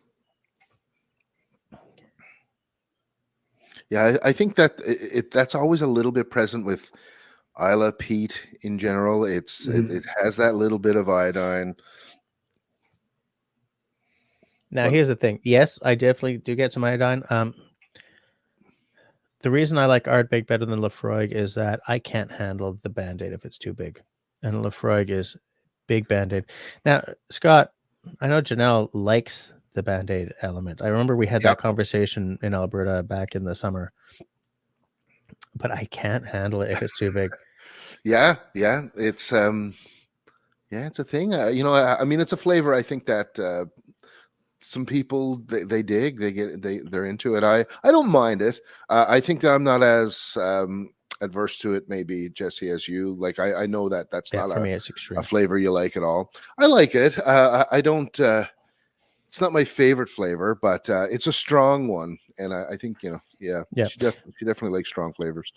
You know what it reminds me of is that some people really can't handle the sulfur element on something peated. No, not peated. I've had a few drams, something like heavily sherried. You know how like some sherry finished or sherry aged whiskeys have like a sulfur element to them? Yeah, it's, we always say here like socks. For some reason, it has like Socks? a dirty socks. Oh, that's how it. Okay, because to me, I don't have a problem with sulfur. What I'm looking for here is if it says anything about chill filtering and stuff. For Port Charlotte? Oh, I would be very surprised. They're not. There's no caramel coloring and there's no chill filtering. And I realize it's not on the bottle; it's on the tin, which I left in the other room. But again, because the writing is so tiny and on the tin, the contrast is just not there. That when I did my review of this, I was like, "What the hell? What's going on here?" Spoiler alert. This was my whiskey of the year last year, or I didn't call it the whiskey of the year. I called it the best damn dram of 2022 or something. I don't remember what it was, but I really like this whiskey. Yeah. So we're talking about a 10-year. We're at 50%. We're at no caramel coloring, non-chill filtering. So, I mean, when I'm doing a review, that's my checklist. Single malt, over 45%. No chill filtering, no caramel coloring. I call that a bucket of win. Anyone getting anything aside from Pete? I get malt. Yeah. A lot of biscuit. Yeah. I always kind of call malt biscuity kind of thing. Well, I think that what I do is I think I mistake malt for a baked good. I think that's what I do. Like when I'm saying this is like a brioche, I think I might be picking up a maltiness there. I'm not sure, but it's I feel like I get something a little sweet, but I have no idea what. I find that with these really peated ones, like there's often like a citrus note or a fruity note, but you have to sort of look for it sometimes if the peat is really heavy, which it is here. Yeah. I don't know what the ppms are because I think that is also on the can, the tin rather than the bottle. I can look it up here.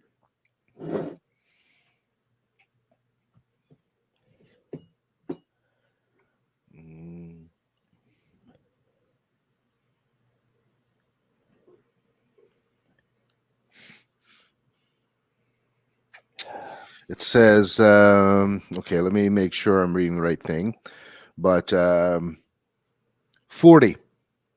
ppm. Okay. 40 ppm. Oh, that's funny because that's 10 less than the Kilchoman. Okay. That is surprising. I was expecting to hear like 70 or something. Okay, so shall we do a little tasty McTaste? Let's do it.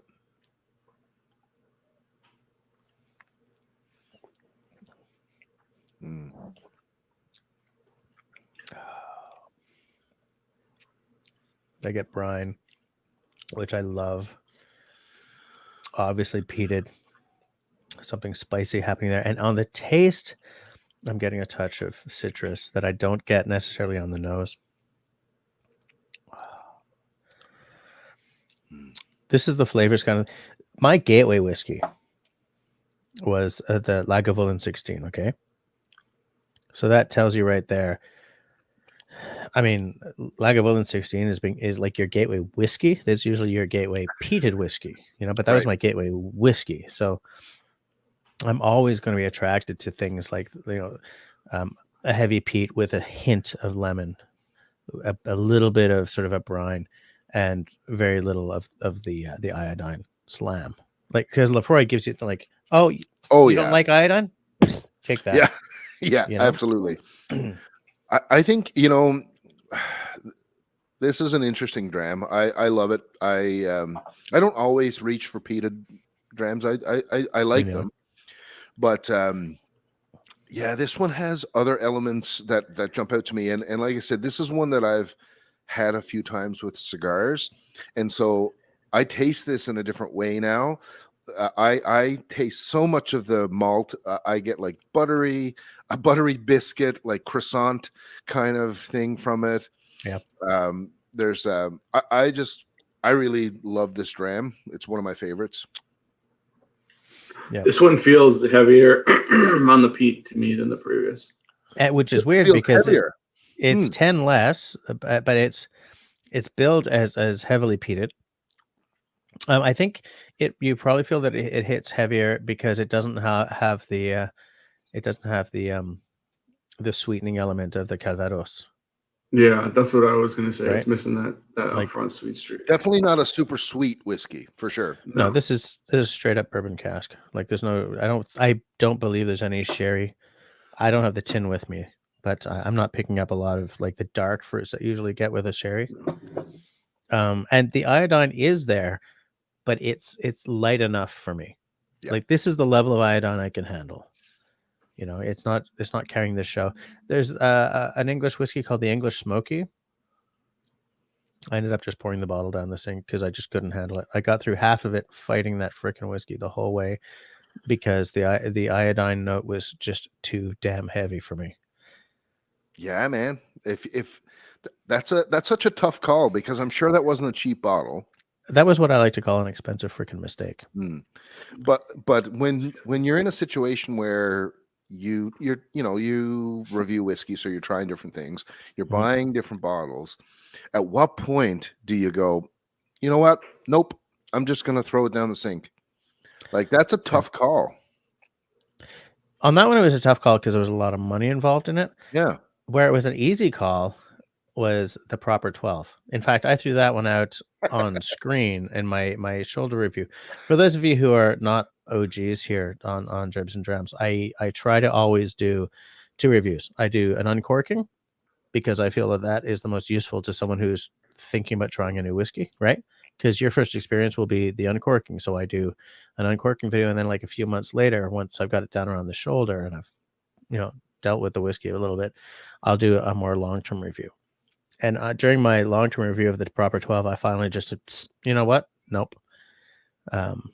Fortunately, it was in the winter, so I poured into the snow rather than getting my kids' feet all whiskey-like when they're running around in the grass. But it was dramatic. It was unplanned, but it was like I was pissed off. Yeah, I was pissed all the way off by that whiskey because apparently whiskey professionals did that. Like, have you no pride in your professionalism? Or are you so sold out to marketing? I don't know what company put that shift into the world, but it was clearly not a new company, right? It wasn't someone trying to make their name. It was someone who was trying to market to a specific market. And the only thing I could say about that whiskey was that in fact, I think I said this in my first review of it, it's an excellent representation of Mr. McGregor himself.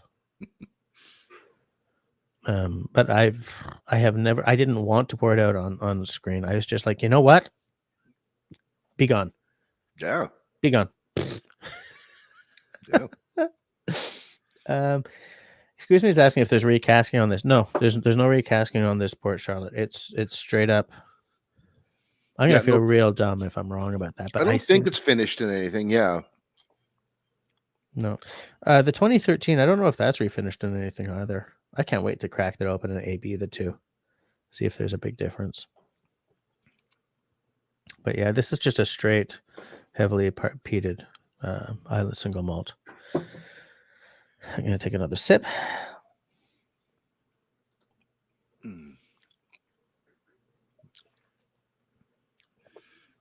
And it's funny because even though this is 10 ppm less than the Kilchoman, this is the one you end on. Yeah. Because that 10 ppm less would still overpower the Kilchoman because of all the mitigation that happens on the Kilchoman with the casking. I think that's probably it. I think you're right. It's probably because this doesn't have that sweetness in that recasking. No. That it does feel heavier. It does. And I'm even struggling to find the sweetening elements of like the bourbon cask, right? The vanillas and the caramels and the butterscotch you usually get from Scotch because of the bourbon cask that they're aged in. Like they're there, but they're so far in the back that I'm struggling to meet up with them. There's a bit of a lemon drop, more on the finish than on the arrival. But yeah, I mean, this is mostly a peat monster, and I've come around to, like, I think Mike knows this, but I'm not sure. One of you I've had this conversation with. Maybe it's Scott, actually, that I used to be all peat all the time, right? I started with Lagavulin, then I branched out to Bowmore. And then there was Lafroig, which I dabbled with kind of briefly. Although I find that the Lafroig 10 doesn't hit me with the Band-Aid quite as much as like the quarter cask does. But it's only since the Rona, the COVIDs, that like you guys don't live in Quebec, so I don't know what the hell happened there. But here, the Rona hit, and suddenly there were roadblocks everywhere. You could not leave your area. So I could not drive out to the woods to like the hunt camp or anything to shoot the videos that happen on my other channel. And so I was like, wow, what do I do? I like whiskey. And so I started a whiskey channel. And through the channel, I've gone from being all peat all the time and really sherry averse to really liking sherry, discovering all these flavors, Japanese whiskey, this, that, and the other. And I've sort of come around to my summertime drams are a lot closer to like the floral stuff, the lighter stuff, sprightly. Then as we get to sort of the darker part of the year, you know, I like heavier flavors, and like when it's like straight up winter, it's got to be peat. You know, for Christmas, I like stuff that's a little sweeter and fruitier, like with a Christmas cake feel to it. But my wintertime drams are definitely for shows me Josh Chris Petey. So now you had said so you picked up a bottle of the Tamdu. Yeah. Did that prevail? Is it going to be the Christmas dram? I bought that as my Christmas dram. That is my Christmas dram. For sure. Okay. It's very sherry, it's very fruity, but it has Christmassy notes to it. So I'm happy with it. It's not necessarily a winter dram for me. Like outside of the Christmas context, I like my winter drams to be peated. I like the big heaviness in the dark half of the year, and then the light, sprightly stuff in the sunnier part of the year for sure. But like if I'd never started the channel, I never would have come around to that. I never would have known that, because I force myself to discover, you know, all these other little flavors and stuff, you know? Yeah. I mean, similar. I started making cocktail videos during COVID. Same thing. It was, I mean, we didn't quite have the roadblocks as as you'd say in Alberta. You know, we could go and, you know, I went on lots of drives and that sort of thing, but we definitely had moments, you know, periods of lockdown and cohorting and that sort of thing.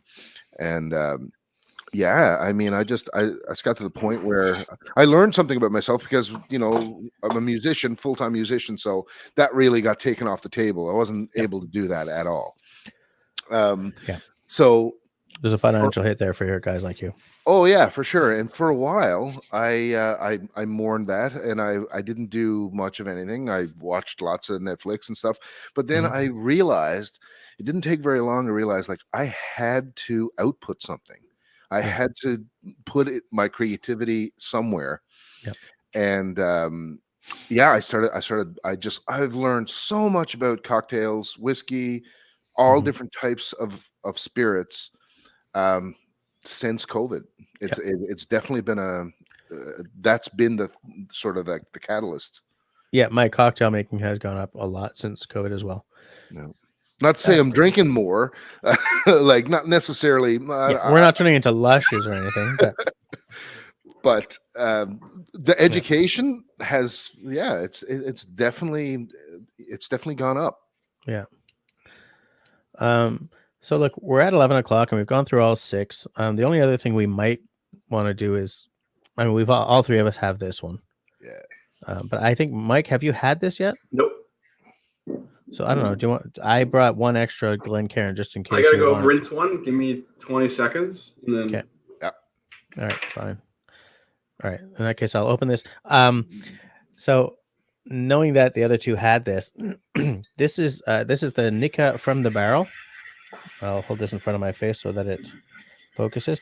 Everywhere in the world, this is a 500 mil, except in the United States where it's 750, because apparently they can't, like a 500 just doesn't go there. Here it's a $66 whiskey, which is like, great, what an amazing price. And then when you sort of extrapolate to 750, it's actually a $100 whiskey. Mm-hmm. Yeah, I think it was $70 yesterday at the LCBO. Yeah, it's 66.50 or something here. This is a beautiful whiskey. It's not challenging, but this is my go-to for if I'm having a party and I say, hey, do you like whiskey? And someone's like, well, I don't know. I'm like, in about 30 seconds, you're going to love whiskey. And this currently has a 100% success rate. Okay. Of teaching people that I know that whiskey isn't a harsh thing that they don't like, that there is something to like in whiskey. But I'm going to have to clean my palate because this will not stand up to Pete. Yeah. It's such an interesting concept, this bottle. I think they quote that there's about 100 different whiskeys in this blend. Yep. Also, it's not easy to pour from, I'll tell you that much. What's that? Not easy to pour right off the hop. No, it's a bad bottle to pour from. Yeah, I just give myself way too much. But the thing is, I love this bottle. It's a cool bottle. It looks amazing, but it is a tough bottle to pour from. Yeah. I love this bottle because I worked for many years in design, and the way it fits in the hand is perfect. The way it looks is gorgeous. It's so minimalist, but yet I'm trying to get in front of my face, but it's very classy looking. You know, like in a glance, you can see Japanese design philosophy everywhere in this bottle. Nobody else could have made this bottle. And the thing is, it really fits with the whiskey. You know, it's a very engineered whiskey. The idea of the size of the bottle is that it's supposed to be like a little brick of whiskey. Yeah. You know, in the States you buy a 750, so it's a little more expensive, but this bottle design does not translate well to 750. It looks downright stupid as the 750 size. Okay. Because it's too long, like the proportions are off. But I would like to pick up a 750 next time in the States just to have one. Yeah, it's one of those. I would say it's one of those whiskeys that I'll probably attempt to keep on the shelf pretty consistently. Like as well, I do. Yeah, absolutely. Yeah, once this one ends, I'll probably pick it up again and just always have it. Yeah. Yeah. And in fact, the reason I ran out to buy one is because, like, I realized that, I mean, I knew that Scott had one, and then I saw that Mike picked one up, and I realized that this is one that I try to always have, but last time I ran out, I totally forgot to buy some. I was like, I'm live streaming with those guys tonight, so I should make sure that I got some just in case, you know? So it's funny because this is all the things I don't tend to like in whiskeys, right? It's very engineered. I guarantee you it's filtered and chill filtered. It's filtered and caramel colored. I've had some drinks. But the result of the blending is so perfect. It's not going to make you fight for it, right? It's very mouth friendly. It's very pleasant. It'll please everyone. But unlike the Macallan, that is kind of the same, but like has dilutions of grandeur, that's a $66 bottle of whiskey, right? So it's not billing itself as more than it is, the way Macallan does.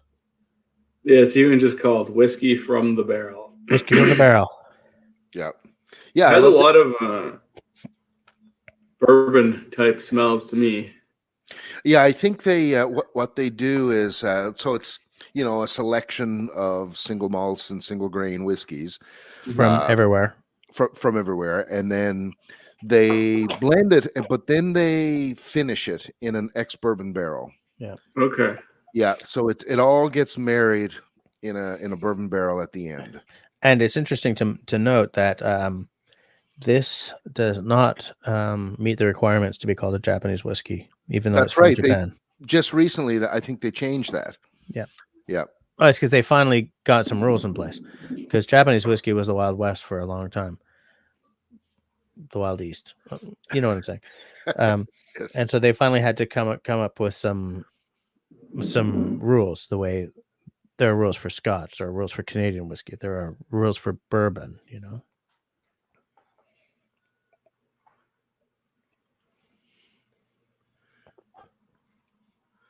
You went in. You're going in. Yeah, I went in.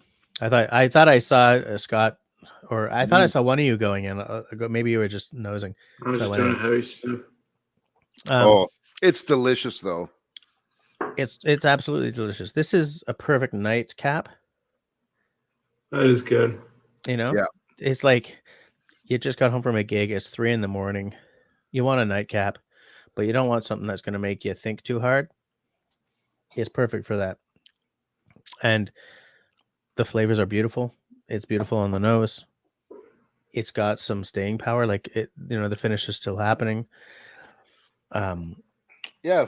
What is it? 51.4 51.4%. ABV. Now I read something about the proofing on this because I don't really know the whole proof thing where there's like a British proof, that sort of thing. But they mentioned something about British proof in the description of this. Yeah. But I only really talk about things in ABV, and it's 51.4. Yeah. No, they don't have the British proof on here. I find that when Japanese whiskey has proof on it, it's usually the British proof. Okay. So like you'll see numbers like 74 degrees, right? Like the little degree 0 there or whatever of proof. But yeah, because the thing with British proof is you have to there's math involved, right? It's an algorithm. It's not the way American proof is just, okay, if this is 50%, It's then 100 that's proof. 100 proof, right? Like British proof is still what proof was, which is, I mean, how flammable it is at blah, blah, blah, blah, blah. I mean, I don't want to get into it because we're sort of in overtime, and it's boring. But I mean, proof had a very specific reality element. I don't know. It was a specific thing. And it was about the flammability and at a certain. That's interesting. I think. Yeah. I'll have to look that up because I never thought about that before, but it actually, it being related to the flammability, that's really interesting to me. I'm definitely going to deep dive on that. Oh, okay. Peanut Trucker is out. He's got a race for the morrow. So people are saying bye. Cheers. And Squeeze Me is saying shout out to all the truckers. Yep. Safe travels tomorrow, Chris. Have yourself a good night. But yeah, this is a nice one to end on because it's a perfect nightcap beverage, right? You don't have to overthink it. You don't have to underthink it. You don't have to think about it at all. It's a nice little dram. Yeah, it's kind of it's like you say, it's engineered, which I think is a good definition of it. But it's almost it's almost perfect, in a way. It basically hits all the notes. Yep. The timing of it is fantastic. How it finishes. Yep. It's a really, really great whiskey. And you look at that and you compare that price wise. Yeah, it's you said it was 60 something bucks in Quebec. Yep. How much was it in Ontario, Mike? I think it was 67 to 70, something like that. Oh yeah, like 60 bucks, 60. It was, I think it was 61 here in Alberta where I picked it up. That's an affordable whiskey.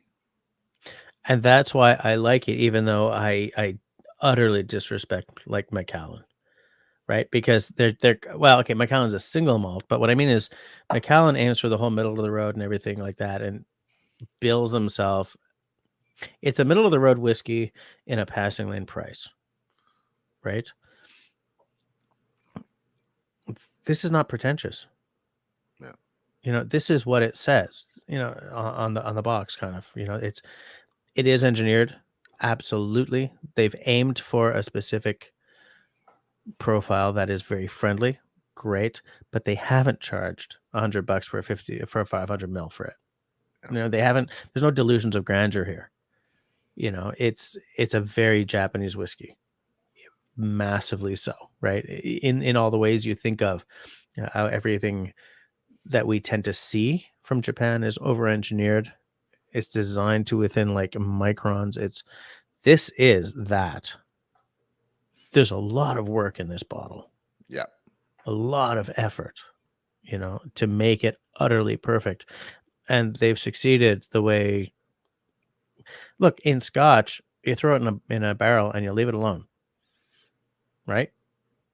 And it comes out, and you know, we'll blend these barrels to get where we're looking for. They did not just throw this in a barrel and leave it alone. Right. This is the most epic blending ever. You know? And Yeah, so, I would agree that it's sort of that like pinnacle of blending. yeah, absolutely. Oh my land, Darth Vader's here right at the end of the night, but he's here. Okay, quick, Darth. How many days till Christmas? For Scott and Mike, Darth Vader knows exactly how many days till Christmas, no matter what the date is. He pops in to my Tuesday night live streams, and he'll be like, "It's only 298 days until Christmas." I'm like, "How do you like have this at the top of your head?" But anyways, Love it. Yeah, It's a lot easier these days. That math is not so hard. Yeah, well, look, dude, I've just had 7 drams, so for me the math is hard. Are you guys? I mean, I don't think we've ever done a live stream this close to Christmas before. Kind of treating this almost like a Christmas live stream. But are you guys big Christmas people? Do you celebrate it a lot? What we do is, look, I'm French Canadian, no matter how I sound, right? So what we do is and I live with a francophone, so we don't speak only English in this house. And so what we do is the very traditional Quebecois thing, which is the 24th. I go to my in-laws because that family is completely Franco, and do what's called a réveillon, which is where you sort of start partying at whatever 4 p.m. or 6 p.m. and you go to bed at like 3. Yeah. But there's like food and drink the whole night. Yep. And my wife's family is sort of half from Haiti. Her dad was chased out of Haiti by Baby Doc. But her mother's family is from Gaspésie. And in the Gaspé, what you have on the regular is seafood. So the Réveillon is heavily into seafood, but then there's like tourtière, which is a traditional Quebecois meat pie, which if you go like harsh traditional, it's got like pigeon and moose and deer in it. But these days it's usually like a melange of like, beef and pork, sometimes like horse, whatever. Horse. Yeah, in Quebec you can get horse legally at Really? like IGA or Loblaws or what the hell's Loblaws called here? Pavigo. Very popular in Iceland too. Yeah. Huh. It seems to be the only jurisdiction in North America where horse is readily available, but it's readily available. The reason being, in fact, I saw a documentary on this hosted by Henry Rollins of all people, about the horse industry in the United States, where it is absolutely black market. And the clamp that you use for a horse to like take it out at the slaughterhouse is a completely different measurement than the one you use for cattle. And because horse is not legal in the United States, operations that are for some reason playing around in the horse industry are using cattle clamps for horses, but it doesn't hold them right. So they panic, and these horses are like usually ending their days with like a broken leg or something because they panicked and they, and so it's an extremely it's an extremely cruelty laced industry in the United States. Whereas here in Quebec, they have the right equipment because it's legal. right? So it's like this weird circle. Like if you have the right equipment, it's legal because it's as cruelty free as you can get with farmed meat, right? But until it's legal, you can't get the equipment. Right. Yeah, that's definitely an interesting conversation for sure. Yeah. Yeah. Absolutely. If it's legal and safe and you can buy it at sanctioned, IGA. right? Yeah, absolutely. But that doesn't. If it's illegal, it doesn't stop people from doing it. They just do it in an it becomes a black market thing. Yeah. Right. But I mean, why would you waste your time black marketing horse meat when you can black market like crystal meth? Well, you know what I'm saying? Like, what the hell? A very specific line to get into. Yeah. Yeah. Like, I'm into black market horse meat. Yeah. Anyways, we're at like way after 11, and I'm sure at least two of us have to work in the morning. So I guess we'll shut her down there. This has been a great live stream, in my opinion, because I've been drinking whiskey the whole damn time. I think we tried some terrific drams here tonight. I haven't hated any of them, even though one Mike thought might be kind of a weak point was really surprisingly. This was probably the worst one. That was, I would say it's probably the least interesting. The least interesting. Yeah, it wasn't bad. It wasn't actively bad. Yeah, but like, I mean, you were so generous and you sent us a massive good sample of the Icelandic stuff. Like, I'm gonna enjoy this, man. I'm definitely. Yeah. Let me know if next time you have it, if you feel like it's different. Yeah. I'm glad this is the one you sent the really generous portion of, because I'm surprised at how enchanting I found that the Flóki. Well, that's because I was concerned that it was gonna let. When I saw what you guys said, I was like, shit. Okay, maybe we'll go quantity over quality here. Yeah, but I'm very happy with it. I'm gonna drink it as slowly as I can, because I don't know if I'll ever be able to get that. You know? Yeah. Oh yeah. Yeah. Probably not. Yeah. So I guess next time we do this will be in the new year at some point. We have to figure out what we're gonna do. Maybe we'll try and work out what Mike originally wanted to do for this one, which is like a vermouth. Yep. I just got another nice bottle of vermouth last night from my dad and stepmother. Apparently, it was fairly expensive. So okay, so show us what you got, and we'll try to plan the next irregular. The next episode in the Irregular series. So between now and then, everybody who's watching, everyone who's stuck it out till the very end, please be safe, be sane, be healthy, and be kind to one another. Night, everybody. Good night.